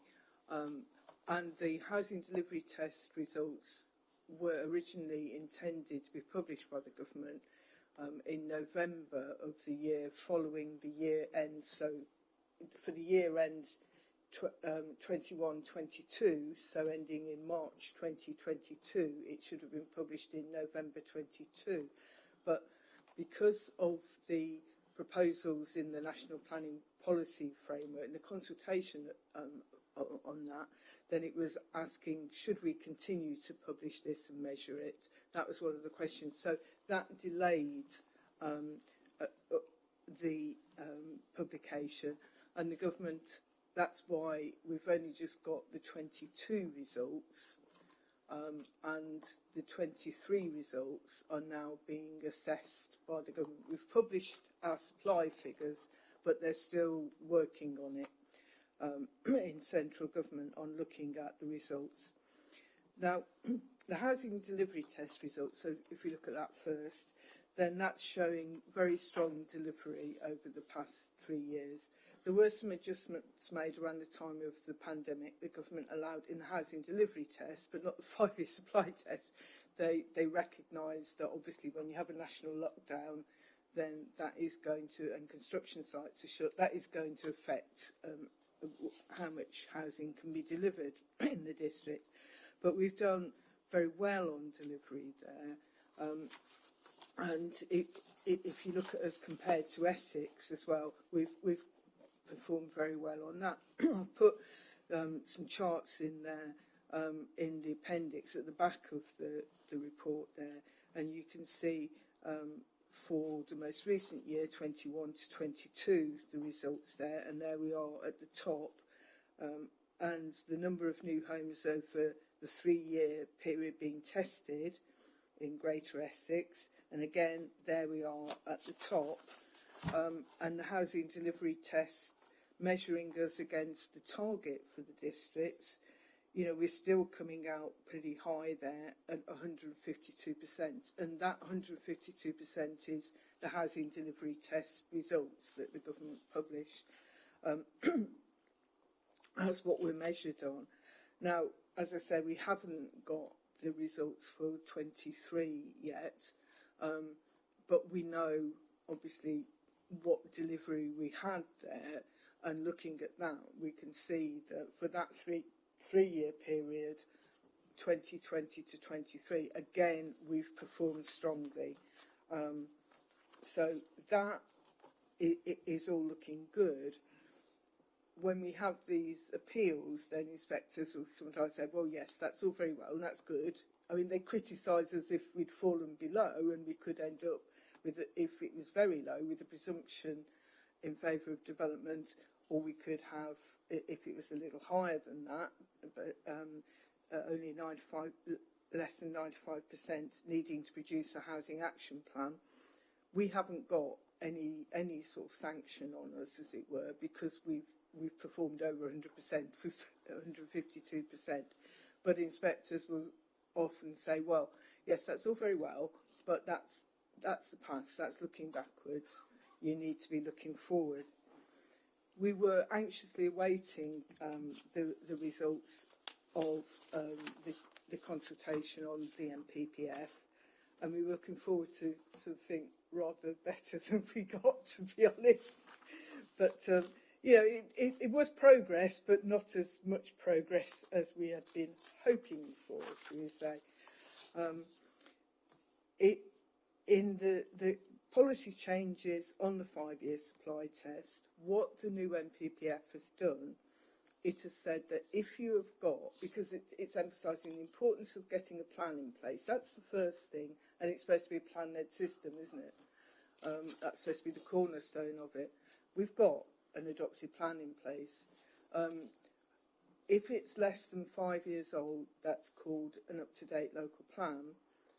That date will go from, in our district, the Part 1 plan, because that's when the housing target was adopted. So not the Part 2 plan a year later. So it will, our plan will become, that plan will become out of date in those terms in February 2026. So we're very keen to get progress on it not becoming out of date and working on the local plan, which we'll come on to later at the meeting. But if you have an up-to-date local plan in that way, which was found at examination to have a 5-year housing supply, and that is true for us. It was tested, it was examined, it was found to be robust and so on. Then the district is no longer required to demonstrate a rolling 5-year supply of deliverable sites for decision-making purposes. And that all sounds great, and that's what we were expecting. But there was a footnote that said, providing that the planning application being considered was submitted after the publication of the new NPPF, which was 19th of December 2023. And obviously we have got a lot of planning applications that are in the pipeline, and we have appeals. We're sort of under siege with appeals at the moment. So we are still having to defend our evidence against that test. But one of the things that the new NPPF did do, it removed the requirement for a 5% buffer to be added to the target. So at least that was good. It was a 5% buffer for us. If you hadn't been delivering sufficiently, then there was the risk you go up to a 20% buffer. At times in the past, we had that 20% buffer. We're not in that situation now, and that's why we sort of keenly watch the housing delivery. If we look first at the target, so because we've got an up-to-date local plan, then that target is based on the target in the plan of 716 dwellings a year. But to that, you need to add the shortfall in supply from the base date of the local plan. Now, although the local plan was adopted in 2021, and we didn't know what the target would be till the end of 2016, the base date for the plan is 2013. At that point, delivery was very low. Our target, as far as we knew, was very low. So we built up in that early period, emerging from a recession as well. That didn't help. We built up a substantial shortfall in that. Delivery rates were low, but they've increased dramatically as the sites have come on stream, as we've made the allocations, the permissions have been granted, some of them by appeal, obviously. But since we had the examination on the local plan and we were looking at this, then the target, the shortfall against that 716 a year from 2013, we've made quite a bit of progress there because of that delivery. That's reduced an awful lot. So we'll explain the calculation of the shortfall there. In Table 1, you can see that the target at 716 a year for the decades 2013 to 23 would be 7160. The supply 6373. So that's 787. Now that looks a bit sort of off-putting perhaps, but actually if you look at over the page at figure 2, you can see in 2021 when we had the local plan examination, that shortfall was that we had to add to the 716 a year for the 5-year supply target, 1,517. So it's roughly halved there. And because delivery this year, we've been monitoring it and we know it's already over 1,000. We've got another month to go. So that means we're reducing that again. So we're expecting that to be halved again by the time we're looking at next year's target. You can see in figure 1 the way that the supply over that decade has really been increasing. That orange line there is that target of 716 a year, and you can see in the early years how that problem developed. But then as things came on board, as plans, allocations, permissions, sites coming forward, then it's starting to deliver there. It's increasing, really ramping up. So what you have then with the target, you have your 716 a year for 5 years, that's 3580. You then add on that shortfall at 2023, 787, and that gives you your 5 years supply target, the basic target plus the shortfall. We no longer need to add a buffer to it, so that gives you, it's 873 a year on average. Now that's because it's based on the local plan. When the plan becomes out of date, then it reverts to the new approach, which is on a standard methodology formula, but you can't anticipate what that would be in the future. It's a complicated formula, and the various elements of it change every year, and it's not possible to predict what that target would be. But obviously we keep that under review and monitor it, because we want to keep an eye on the formula itself. We're told, under review, but I think it's quite a difficult task, because what they're trying to do is have a formula that would result in the policy aim of 300,000 new homes a year for the country, not for us. It sometimes feels like it, but for the country. So that's what they're aiming at with looking at the formula. But some elements of the formula, such as the first stage being based on 2014 household projections, then that's quite out of date. It's quite creaky. So they're looking at it, but there's absolutely no indication when that might change. But then we get to the difficult bit, which is the projected supply of new homes over the 5-year period, which we have to measure against that target. So we can't just add in all of the sites. We've got local plan allocations, we've got a trajectory where we try and assess when it is likely to come forward, but a lot of those sites we can't include, or some of those sites we can't include, and some of those sites we include, but we know they will be challenged because developers, planning consultants up against us in the appeals, they want to drive down that supply figure. The sources are made up from sites with detailed permission in our supply assessment, sites with outline permission, one site on which it was just resolution to grant permission subject to Section 106, but that's since been granted, and one adopted local plan allocation without permission, which was close to, that now has permission. It was a small site, and it's now, I think, actually it's under construction.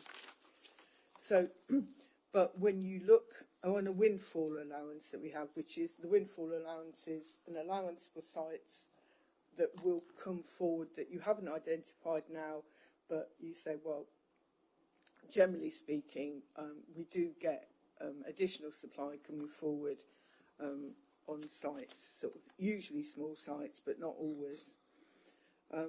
And then we get a contribution from the detailed permissions for permissions from communal accommodations, so like care homes and so on. So Table 3 on page 33 summarises the categories of supply. That's as at the 31st of March base date, and since that date some of the sites will have advanced. But you can see there, so 2,456, so nearly half of it, was from sites which were under construction. If they are in that sort of state, if they've got detailed permission, if they're small sites with outline permission, then for them to be challenged, say on the delivery rate or whether the site has since expired, then an appellant would need to show clear evidence that it doesn't have a realistic prospect of coming forward. So that's safer. But then you move on to the other elements. So the sites with outline permission, and you see there were 1,554, and those sites are the ones that get challenged, really. If we were putting in more allocations, they would also be challenged. We've also got, within that supply, I think it's worth noting, some of the sites, even the ones with detailed permission, even ones that are under construction, there's additional capacity, additional permission capacity that beyond what is in that 5-year supply assessment. Well, you'll know at Towlers Park, for example, there's a limit at the moment on how many can be occupied before the link road is in at Pamfield Lane. The link road isn't in, to put it widely. So that also is at Pamfield Lane. The link road is on the Pamfield Lane site, so a different developer. So again, we've had to constrain that. And at Straits Mill, work hasn't started there yet. It's got outline permission. So there's a relatively small amount from the 1,000 total there that are included in the 5-year supply. At Wood End Farm in Witham, there's an outline permission for 400, and there's 190 included in the 5-year supply, because it's about looking at when that's likely to come forward, what the lead time is, what stage it's got. And again, appellants will challenge all that. They'll say that won't come forward that soon and so on. So, yes, we've got an awful lot of appeals at the moment, and yes, they are doing battle on it, and we will need to review the outcome of those appeals and review it also taking into account emerging evidence. So if the sites progress and we get stronger evidence, we will incorporate that as we go through. Bringing that together, the calculation of the target and the assessment of supply, that then results in a 5-year supply position of 5.8 and a projected surplus of 703. That, as I say, is something that, we were pleased to get there. Some of those sites with outline permission, some large sites with outline permission, as you'll be well aware, they're ones that were allowed on appeal. Now, some of those sites we can see coming forward as well, they all get attacked by appellants seeking to have their sites included. We always argue that, well, actually, planning inspector has looked at this and said in the past, you need to have sites added to your supply. Here is a site you must add to your supply. It is logical then to say, well, that site must be a realistic site, must have a realistic prospect of producing the completions in there. So we are arguing to include that, and we will do our best on that situation and all the rest. So those are the results. We have a 5-year supply at the moment. We will do our best, our level best, to defend that position and to advance that position if things start to come forward on some of the sites. But some of those sites, Pamfield Lane and so on, it is difficult. And of course, it isn't a question of just letting rip as well, because you have to look at if there's traffic problems, if there's a condition on there it's there for a reason, because you need the supporting infrastructure to go along with the housing development. So the report is just one for information. It's there for you to note.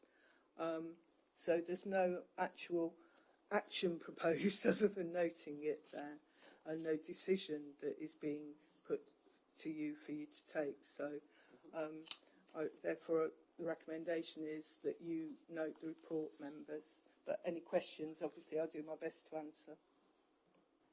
Catherine, thank you very much for really good presentation on what is, complex formulas and lots of figures for people to get their head around. But there is a lot of good news in there. And yes, I appreciate when you say that officers will do their best to defend our 5-year supply. I'm sure you will. It's I think a relief to us to have it at the moment, and it's a great help. But we have to try and hang on to it, and if possible, even improve it. I think it is frustrating sometimes at the slow pace of information coming through from government. It is frustrating, but there we are. Right, members, would anybody like to comment? Councillor Parker. This is very quickly. I was just wondering if that revised housing land supply figure has been tested yet. Well, yes. Right, so we have an appeal next week for Towlands Phase 2. Well, they call it Phase 2, which I find rather confusing because the existing allocation site with permission has Phase 1 and Phase 2 under construction in it. But yes, it's called Towlands Phase 2. It's for 150 dwellings. It's a hearing. It's being held here. It was going to be Tuesday and Wednesday, and now it's been brought forward. It's Monday and Tuesday. So anybody's very welcome to attend if they wish to. And that is our first test.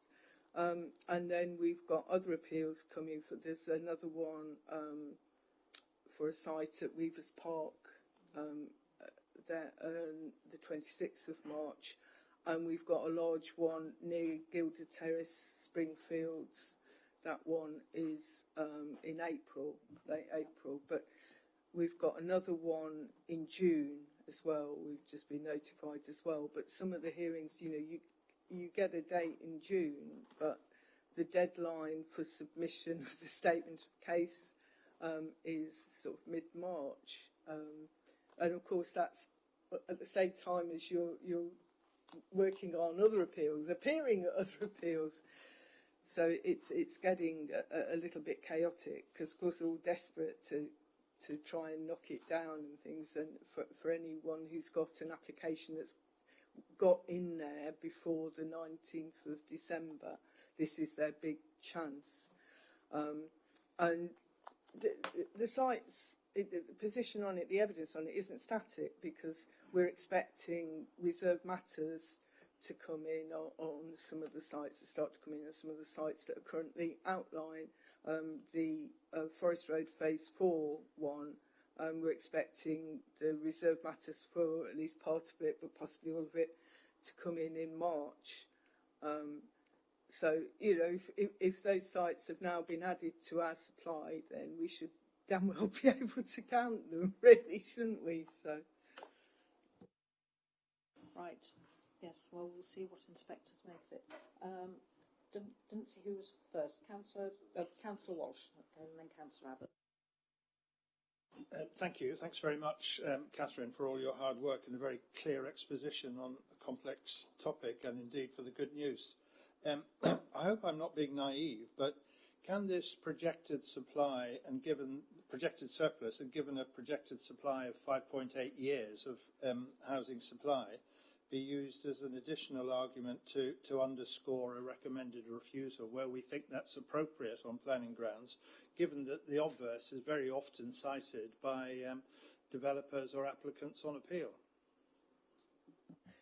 Well, it strengthens our position, and I think Chris Paggi would view it as, if it is a site that is finely balanced, and bearing in mind that we will come under attack at the appeal, then if we think, well, that's not too bad a site and it's well located, we could live with that. Yes, we're saying we've got a 5-year supply, but if there is a risk of worse sites like this, then there could be a recommendation that because 5.8 isn't that hugely over, and it will be tested. What I also know is that unfortunately the planning inspectorate they've got the bit between the teeth, a lot of them, and so what is the point of having a local plan and having to check if you've got a 5-year supply if the line is, but it's a floor, not a ceiling, and there's a government policy of substantially increasing the supply of land, and therefore in one recent appeal it was established that there was a 13.2 year supply, and but the inspector's response to that was then to say, but there is a government policy of substantially increasing the supply of homes nationally, and so he allowed it. Now, what is the point? That's just a broken system, isn't it, really? But not all inspectors would take that approach. But because of that, I think our line would be to not pull up the drawbridge if that is a risk then that you will lose on a worse site. But it certainly strengthens your position so that if you've got a site where you think, well, actually, no, we don't like that, you're in a stronger position. So you haven't got that kind of weight being given to it. Right, thank you. Councillor Abbott. Yes, thank you. A bit more of an observation than a question, but they're sort of linked. And very much, almost sort of as an introduction to what I was about to say. I listen to Parliament quite a lot, and the nonsense you hear about the comments they make about the planning system. Maybe they're talking about a particular part of the country, but they say, well, the planning system doesn't deliver up houses. Well, on every single measure, so delivery test 150%, housing land supply 5.8, fairly new local plan, highest build rate in Essex, and that's compared to towns like Colchester and Chelmsford, which are themselves, and that's an absolute build rate, it's the absolute numbers, we're the highest. I don't know what else we're supposed to do. But so that's my point on that, and I admire officers greatly for all the complexity. I sort of understand probably about 3/4 of it, but you're always finding out more stuff. But the complexity of course, is the in for the developers to try and pick a hole, and the more complexity it is, the more opportunities there are to pick holes. My question, though, is where we've got to is on the back of a lot of housing being built around villages where it wasn't originally intended to in the local plan.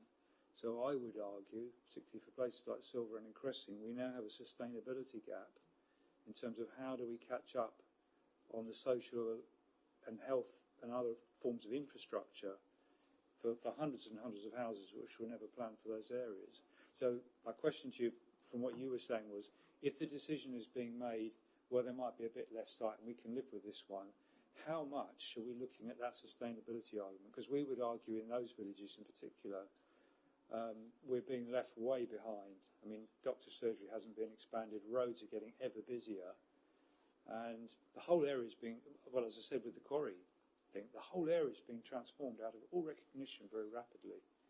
So it's a big concern for local communities, that sustainability point. Well, yes, I take the point that you're making, and those sort of issues, those sort of sustainability arguments, are things that we would take into account. The location of it, the accessibility to services, and so on. And one of the difficulties of the way that the system has been working with sites being allowed because of the 5-year supply situation, not just in this district but elsewhere, is that it's very difficult for service providers to be able to plan ahead and see what they need to put in place and to prioritise, because they've got limited budgets, so they're looking at priorities and right, this is where the focus is going to be, so this is, and then suddenly there's an appeal allowed for a substantial amount of housing somewhere else, possibly at a village and so on. So, that's one of the problems with it. I have also read appeal decisions recently where local people were putting those arguments and saying, look, the school places aren't there, and the inspector took the view, well, it is for those service providers to follow the growth, as it were, to sort of, it is their duty to provide for the growth that happens. So he didn't give it any weight at all, which, isn't very helpful. I don't think it's very realistic. But yes, we would take into account other issues. So some sites would be looked at more favourably than others, and obviously the spatial strategy is part of that equation. Thank you, Kathy. All right. Anybody else want to speak on this one? No? Right, members. So the recommendation, which is very short, is on page 28, which is that members note the contents of this report. Could I have somebody to move and somebody to second? Councillor Parker moving, Councillor Ritchie seconding. Can I have a show of hands, please? It's unanimous. Thank you very much. So we now move on to item 7, Braintree District Local Plan Refresh, which is Emma. Thank you. Thank you, members. Good evening. So this report is to look at the timing of the roll forward of the Braintree District Local Plan. So you remember that our current plan was produced in 2 parts. We had a strategic plan which was shared with Colchester and Tendring and dealt with those strategic issues and allocations, and then a Braintree specific part of the local plan, part 2. These were submitted for examination in October 2017 and were approved by this council in February 2021 and July 2022 respectively. So for the purposes of the government definition, any plan which is within 5 years of its adoption date is considered up to date, even though of course the plan goes to 2033. Once you go beyond those 5 years of since adoption, it's not considered an up-to-date local plan. So there have been recent changes to the NPPF, as Cathy was already explaining, that a local planning authority with an up-to-date local plan does not have to demonstrate a 5-year housing supply for new sites. And whilst we've seen that we're in a better position on that front than we have been, and that makes things more straightforward, we need to make sure that the plan remains in date so that we can have the position that we don't need to work on the 5-year supply. So whilst the plan was in 2 parts, we consider, as do Colchester and Tendring, that the 5-year position, so the date that the local plan goes out of date, is February 2026. So that's 5 years from the date of adoption of the Part 1 plan, and that's because things like the overall housing need number and overall employment requirement were in that Part 1 plan. So December 2022 feels like a long time ago now, and it is really, isn't it? The government launched a consultation where it proposed that the local plan process would almost be completely overhauled. This included a new 30-month programme for a revised slimline local plan, which included standard development management policies across the nation. So it was meant to make plans more easy to understand, quicker and cheaper to produce. And they'd sort of have the overall strategic vision, allocations, and then just a few local policies. Within that consultation, it indicated, and the government has indicated since, that it wants this new system to be in place by autumn 2024. And it included some transitional arrangements, which meant that authorities such as Braintree, whose plan went out of date within those first 30 months of the new system being implemented, could keep their sort of in-date status while they worked through the 30-month timetable for new local plans. So we understand it's still the intention of the government to introduce this system, but officers are concerned that a delay to the implementation, a change to the proposals around the implementation that were originally consulted on, particularly those transitional arrangements I've just spoken about, or if there's an election or other changes in political direction or delays, this could mean that the new system isn't implemented as proposed within that consultation. And this would put the BDC plan at risk of going out of date before we could get a new local plan in place. So you'll see within paragraph 3.8 of the report and the accompanying table, officers have weighed up the pros and cons of 3 options. Those options are to continue to wait for the government position on the new system to clarify, to start work immediately on a roll forward of the local plan to be completed by the end of June 2025 so that we can give PIN 6 months to examine the plan, or to begin working on a new local plan now, but to review that process if and when further guidance and legislation from government is received on that new system, and then make a further judgment at that point. So officers are recommending that third option, option 3, so that we begin work immediately on a roll forward of the local plan, which would take it to 2041. But that position is reviewed if the new system and guidance comes in. Work on the early stages of plan preparation includes call for sites, looking at revised housing numbers, employment numbers, etc. That type of work will need to be undertaken in the new system and in the old system, so we're not wasting work or resources. And the next paper on the agenda tonight is a revised LDS, assuming that this recommendation is approved, which includes details of how the timetable would look for a local plan going forward to June 2025. But members, I have to highlight this is an incredibly tight timescale, even with a local plan that is relatively up to date and therefore needs some reviewing rather than starting from scratch. It is a tight timetable to make sure that you're doing that, including all the necessary engagement with local communities, stakeholders, businesses, and of course members, and it will require working at significant pace.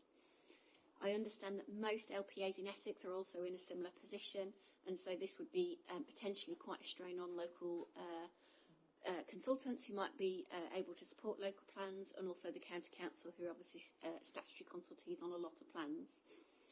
Nevertheless, officers are recommending that this is the best approach to ensure the continued position of an up-to-date local plan for Braintree District. Finally, as members will be aware, preparing a local plan is a costly business. The council maintains a local plan reserve which helps manage the cyclical nature of local plan production and financing, and based on the expected amount of work to be undertaken in the next financial year, there is sufficient funding available within the local plan budget and that reserve. However, to take forward a local plan to completion would likely require further funding in the future, and so any bid for that work would be in the sort of budget setting process for next year. So the recommendations are on page 39 of your report, which is to begin work immediately on a refresh and roll forward of the local plan to take it to 2041, which will be submitted for examination in June 2025, and to consider the best option for a local plan refresh if and when information is released by government on the new local plan system. I'm happy to take any questions. Thank you very much, Emma, for a very concise report. Members, Councillor Ritchie. Thank you, Madam Chairman. Thank you for your report, Emma. Again, really well set out and in a way that's easily understandable. Just a very quick question. 3.11 sets out some context around what some of the early work will do with regards to some of the fundamentals that form the local plan. Will there be a chance, and there's a reason behind this, and if you'll indulge me, I'll give you the reason behind it. Will there be a chance to look at some of the policies within the local plan? And the reason I'm asking is because at Planning Committee on Tuesday, we unfortunately had to side with officers' recommendations on a brownfield site for it may have been a slightly overdeveloped submission, but if it had been a lesser submission and had our own local plan policy not been so strict, we could have probably have granted permission for that site to have been brought forward. And if we've got the opportunity to change some of those policies now so that sites like that or similar could be considered for approval in the future, I think it would add some additional benefits. So just one example of how we can maybe look at some of the policies within our local plan refresh. Thank you, Madam Chairman. Yeah, good point. Thank you, Councillor Ritchie. Councillor Abbott. Thank you. Well, I'm going to part the ways now. I'm not going to support this recommendation for a number of reasons. We heard tonight the heartfelt views of some in the local community, and we know that those who turn up on a cold night to Causeway House are only a fraction of those who hold those views about the amount of development in the southeast of the district and the south of the district. This process would be another call for sites. This would be landowners putting in yet more land, causing yet more concern in local communities, another bun fight, and I think it's even worse because it's going to be over, as the officers have said, over a compressed period. So that's on top of all the other stuff, the incinerator, the quarries, the roads, the pylons.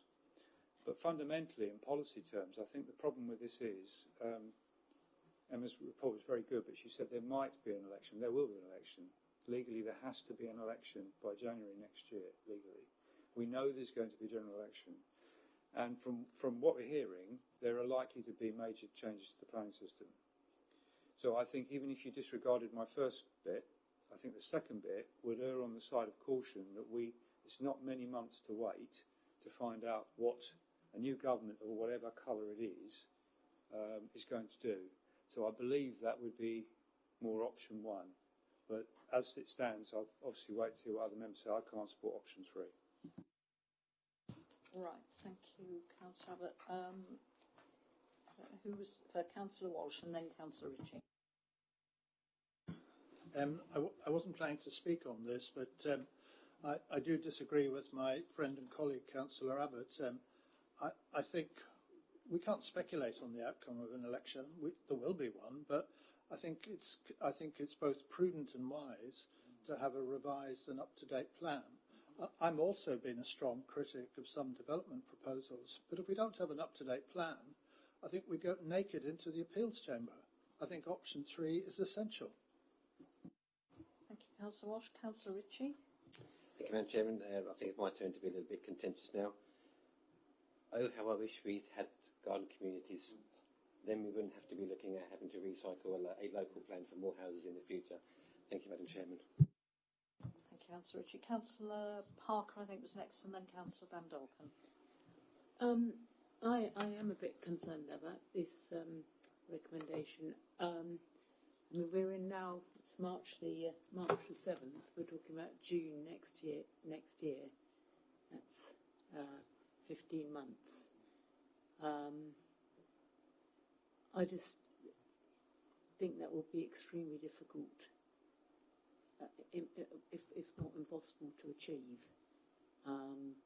With the call for sites, and the community there will have to be a lot of community consultation and so on. I also think the government, having done an awful lot of work on, when we know they want to speed up planning process, and there's a lot of work has gone into civil servants looking to ways of changing the planning system, and I find it difficult to believe that they won't try and get that legislation through Parliament before. I mean, we'll find out very shortly whether there's going to be an election on May the 2nd. I find it very difficult to believe they won't want to try to get that legislation through. I am extremely concerned that we are going to be rushing for a new local plan, which presumably our existing local plan covers us up to 2033. So you're looking, the new local plan would cover a period up to, 15-year period up to 2041. Is that right? From 2026. So we've got the sites up to 2033. So you're looking for an additional 8 years of sites. So I am under sort of. This would involve us going out. I just quickly looked at the timetable, going out almost straight away for call for sites, straight away for looking at the housing numbers. We've already just been through this. The residents already just been through this. So, I'm a bit reluctant to support that recommendation, I'm afraid. Thank you. Councillor Van Dolken. Thank you, Chairman. As we're all aware, budgetary issues are very, very important, and I was curious, I suppose, at the use of the word costly in a local plan. And could you, in just 2-3 sentences, give me the main costs? Is it consultations or consultants, or is it anything else? Please. Thank you. So I can take some of the points through those in order, if that's okay. So on Councillor Ritchie's point around the policies to review, I think you can absolutely do that. What I think I'm suggesting is you probably pick and choose. So you probably look at, for example, the heritage policies might be working quite well, so you sort of largely leave those alone, but you look at particular policies. You'd probably be looking at the climate change and environment policies, because things have moved on quite considerably in that area, and then other policies that have perhaps not delivered as you'd expect them to do. Those are the ones that you could certainly look at in a bit more detail. In terms of the sort of call for sites and the timetable, so we would be looking at a call for sites, but we wouldn't be looking at publishing that information. So you do a call for sites, which is basically say to the developers, submit them, but then there's a sort of quite long site assessment period, so that wouldn't go out into the public domain until the autumn time. So there is a chance that if the legislation comes through, as Councillor Parker was saying, that actually you pause before you get to that publication point. So you need to do that anyway, regardless of what system. You'll need to look for new sites. going through in terms of, yeah, absolutely, it is really tricky to get something through by June 25. I think every local authority is facing this similar dilemma at the moment, to look at those dates. So yeah, it shouldn't be underestimated that it is a challenging timetable, and I think what we're suggesting is hedging our bets, really. Start the work now in the hope that that new system comes in, or that transitional arrangements come in, which allow you to then take the new 30-month period.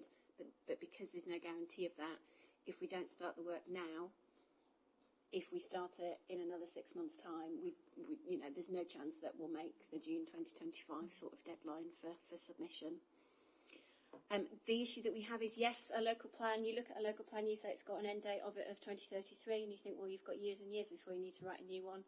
But actually, as I said, the government only considers them in date within 5 years. Once it's been 5 years, the government will only apply less weight to the policies in the local plan, which makes, and that continuous push actually, which I think is helpful in national guidance around trying to push people to produce a local plan so that we do have a plan-led system.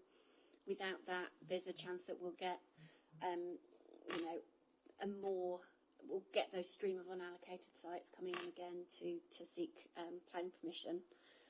And in terms of the cost of the local plan, I mean, people generally put a sort of sum of up to £1 million on a local plan, depending on how significant a review you're doing. Consultation does cost, but not as much as it used to, because we use email a lot rather than post, which is obviously cheaper. But the big cost comes from the specialist consultants that you would look at. So, for example, on those early pieces of work, we'd be looking at specialist consultants for employment, land, retail space and open space. So they would all come at a cost. And then also legal costs. So having legal representation. And again, the cost of that varies dramatically depending on how controversial your plan is, who you've got objections for, whether you've got other legal challenges from other people. So they are really difficult to put a cost on. But Alan will be looking at that in more detail, sort of September for budget setting, and be able to give you a sort of more detailed figure and breakdown of that. Right, thank you, Emma. Any other comments? No. So, members, we have the recommendations, which, as Emma read out a little earlier on page 39, which is to begin work immediately on a refresh. So could I have, is anybody going to move? Councillor Ritchie, and a seconder, Councillor Walsh. All those in favour? Thank you. Those against? And abstentions? Right. Thank you very much. That is approved. Personally, I'm pleased, because I would hate to see us lose the protection of an approved local plan right now. Right, good. Item 8, local development scheme, which is with Alan. Thank you very much. So the local development scheme, as I'm sure you're aware, is the project plan to produce development plan documents such as the local plan and supplementary planning documents. Obviously, we've now agreed to look at the local plan, so the LDSs have to be updated to reflect that. So the other main difference is between this and the previous version is obviously there is now a local plan timetable included. We've updated the neighbourhood development plans to include the new Shalford neighbourhood area application, which has now been approved, and we've also updated to show that the Hatfield Peveril neighbourhood plan is currently at examination. We've also updated the table on page 55 to do with the production of supplementary planning documents, and also showing their expected dates of adoption. So the LDS is set out in the report from page 46. So if there's any questions or comments on that. Any comments from anyone? Councillor Parker. Yes, a couple of questions. I noticed under the table at 6.2, Rural Services Survey completed in September 2008. That's really the only document I think that is that old. I mean, are we still continuing to do that? Is it still something we feel that's necessary to do? And the second question really was, there is a reference in the supplementary planning documents to renewable energy locations and also separate reference to climate change. Is it thought that it's appropriate to why those two considered it necessary to have them as separate documents? Thank you. Yeah. So we are, as part of the local plan, now going to do a review of all our evidence base. Some of those documents are actually quite old and will most likely need to be updated. I think the Rural Services Survey was quite a long time ago, and the nature of that update, whether or not it needs to be a full update using someone like the RCC to do it for us, or whether it can be an officer update, we will make that decision in due course. Renewable energy, that document is quite a specific document which looks specifically at the sort of appropriate locations for renewable energy within the district, so it's would be different to the climate change one. So yeah, they would be sort of covering similar but different issues. Right, thank you. Anybody else? Yep, Councillor Park. Can I just follow up on that? So, does that document cover all types of renewable energy? I mean, there are vast different types now. Yeah, there are. So I think the primary focus will be solar panels, potentially, obviously looking at wind as well. That would be quite an important one. But that would be the main focus for it. It should be noted the climate change SPD. I think we are sort of. That one there's sort of on hold at the moment, but will hopefully be looked at a little bit later.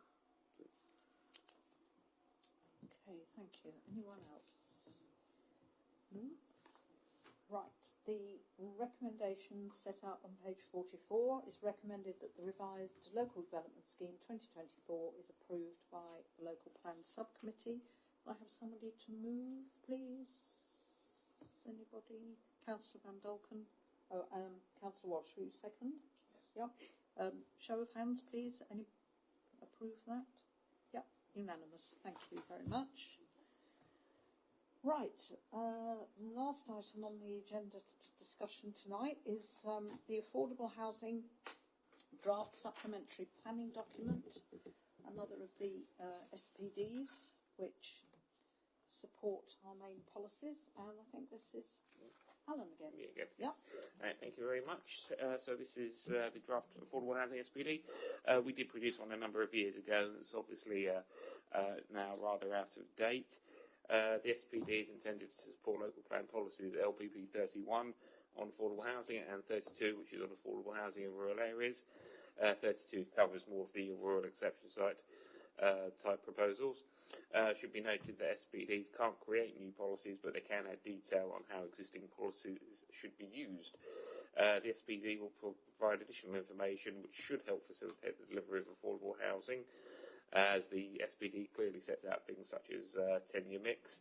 It also provides guidance on things like when on-site affordable housing can't be achieved, community payments, as well as helping to design out issues affordable housing schemes may have, which may impact registered social landlords on taking on smaller sites, such as avoiding the use of shared parking, that sort of thing. It has been the case in the past that there have been some instances of artificial subdivision of sites in an attempt to get below the site threshold for affordable housing, and the SPD now sets out what this is and how the council will determine whether a site has or has not been subdivided. If it's agreed by committee tonight, the SPD will need to have a strategic environmental assessment screening done on it, and once that process has been completed, there will be a 6-week consultation on the affordable housing SPD. This will be a fairly wide consultation involving everyone on our consultation database, as well as social media, that sort of thing.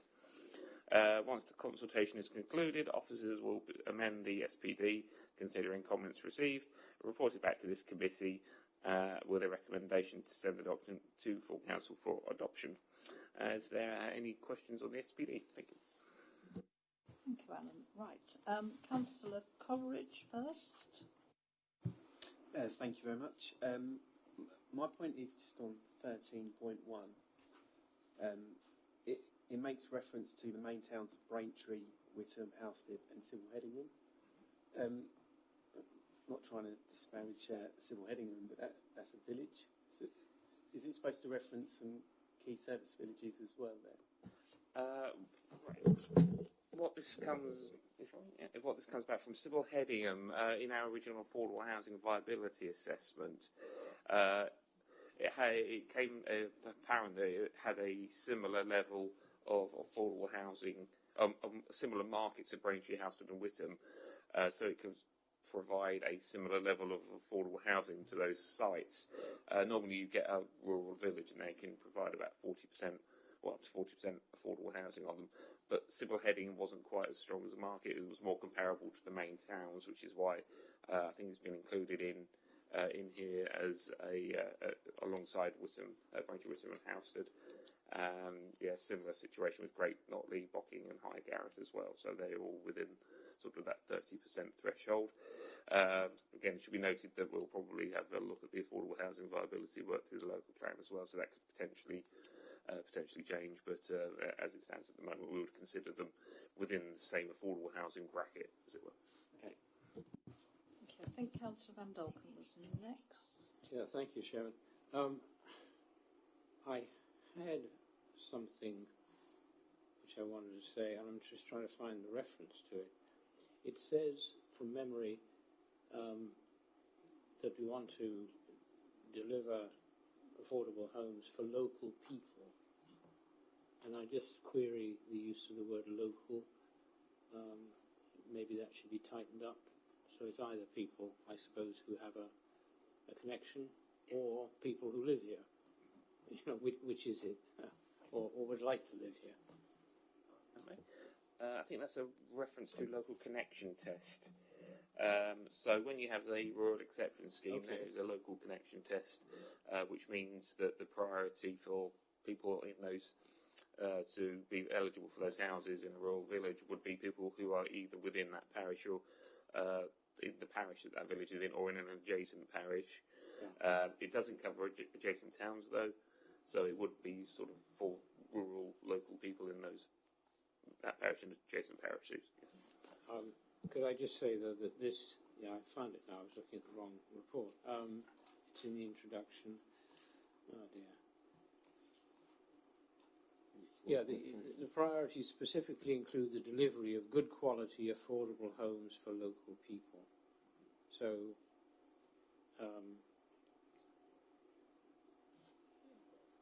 that implies, I guess, that these will be rentable properties and not houses that are affordable and can be bought by anyone. The affordable housing, there's a definition of it within the SPD. It's also, which is basically the same as the National Planning Policy Framework definition. So there are a number of different ways that affordable housing is considered. The primary way we do it is for the traditional sort of social rent style of affordable housing. So when that's done through registered social landlords, obviously Braintree Council doesn't have housing stock anymore. We obviously sold that on. So that would generally be the primary way that we would deal with affordable housing. Right, I did see another hand. Yes, Councillor Parker. As first of all, let's say I thought this was an extremely well-written document, very easy to read.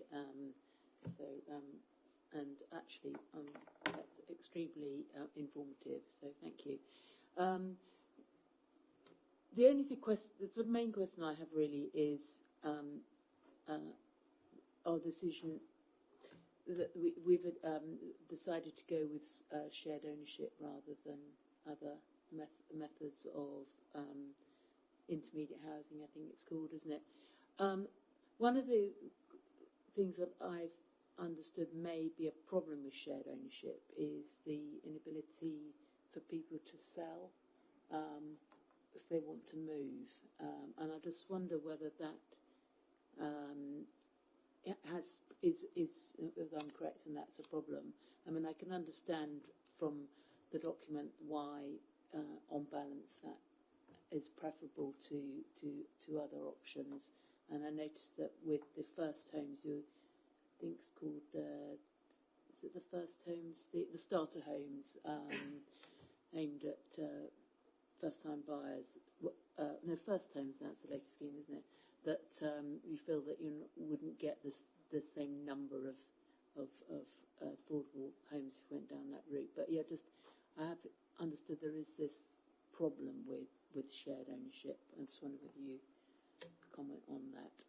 Yeah, that's perfectly fine. Yeah, so just to clarify, so we have a housing mix of about 70-30%. So 70% would be sort of the traditional rental model, 30% for other types of means. I mean that could potentially include first homes. However, the first homes issue is they can be quite expensive. I think because they are sort of a subsidised. They are a subsidised house. However, I think the thresholds for what you can actually charge for one of those is actually potentially could be argued isn't that affordable. It may be affordable to some people, but not all people. And we obviously we have different levels of housing need. So people on the housing register, there are some who are in acute need. They would never be able to afford a home through a first home type scheme. Probably they would never be able to afford a home through any other kind of intermediate type scheme, which is why we prefer to go for the having the higher percentage for the social rented. Obviously, I think the right to buy is still a thing, I believe. So you can always there's always that route to home ownership eventually if they were to go and do that. So I think it's something like they need sort of a minimum 10% of all homes should be sort of some sort of affordable ownership type property products. So there are little options around that they can do around that. But as I say, our preferred is for the social rented. Sorry, I'm afraid I haven't really quite answered my question. The question was, with the shared ownership, whether there is a problem when people want to sell and move. Okay. Yeah, if there are problems there, it might be a better question for our housing team. So David Steele worked on this document quite extensively as well. So it might be better if I pass that question on to David, and he'll be able to provide you a better answer than I can at this moment. Apologies for that. We'll do that. I have Councillor Walsh next. First of all, I'd like to say through the chair, I think this is a great document and very helpful. Just a point of clarification and to sort of better understand it, in the attached document, paragraph 5.3, it says Braintree District has no designated rural areas. Am I right in understanding that we'll only seek affordable housing on major developments which are defined as more than 10 houses? Does that mean then that people living in rural areas, actual rural areas, I mean, one's got to be realistic, but there won't be provision for, affordable houses unless the scheme is more than 10 houses, which may be quite a relatively high threshold in rural or remote areas. Yeah, that is the case. I mean, designated rural areas, they do have an exception to where an exception to the minimum 10 threshold. I can't remember which act there. I think it's one of the housing acts. They've got a list of them in there, and there are no designated areas within Braintree District. So you're quite right. Yeah, we wouldn't be able to provide affordable housing on smaller sites, but we do still have the vehicle of providing sites through rural exception schemes. So we can still do that. So there is that way of getting around that particular problem. Thank you. Councillor Abbott, did you have your hand up? Yeah, just two very minor points. I think it's in the introduction it says that 90% of the district is green space. In planning terms, should that be countryside? Or doesn't it matter? I think that may also include things like gardens. Okay. So. And then just another very minor point. I noticed where the paragraph numbers were very long, they sort of ran up right next to the text, and there wasn't a division, there was a spacing. I wonder if that needs just to be a bit clearer. Yep, sure we can pick that one up. Right, anyone else? Yes, Councillor Parker. And just say on 6.1 there is a bracket missing. If you want to just add that in. Yes, you're right, there is.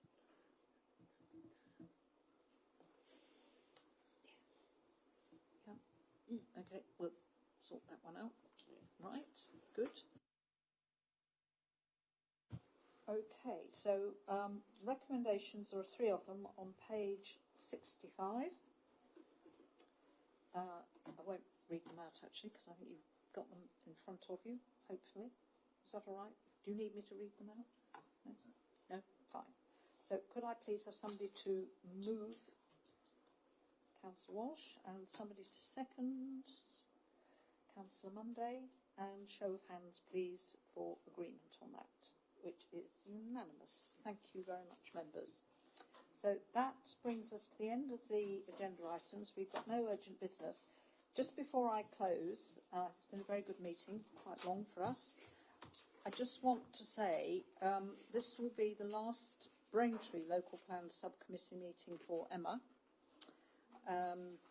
It may be your last meeting, I don't know. Have you got a diary crammed full of stuff for tomorrow morning? I have not, no. Oh, right, well, there we go. You're going out on a high with us. It's good.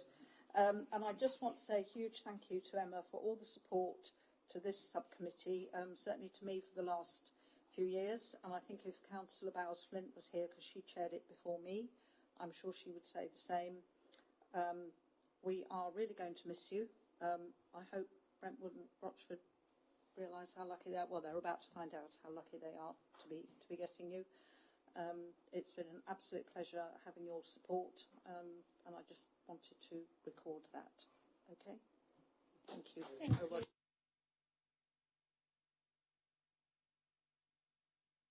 Right, I can now declare the meeting closed at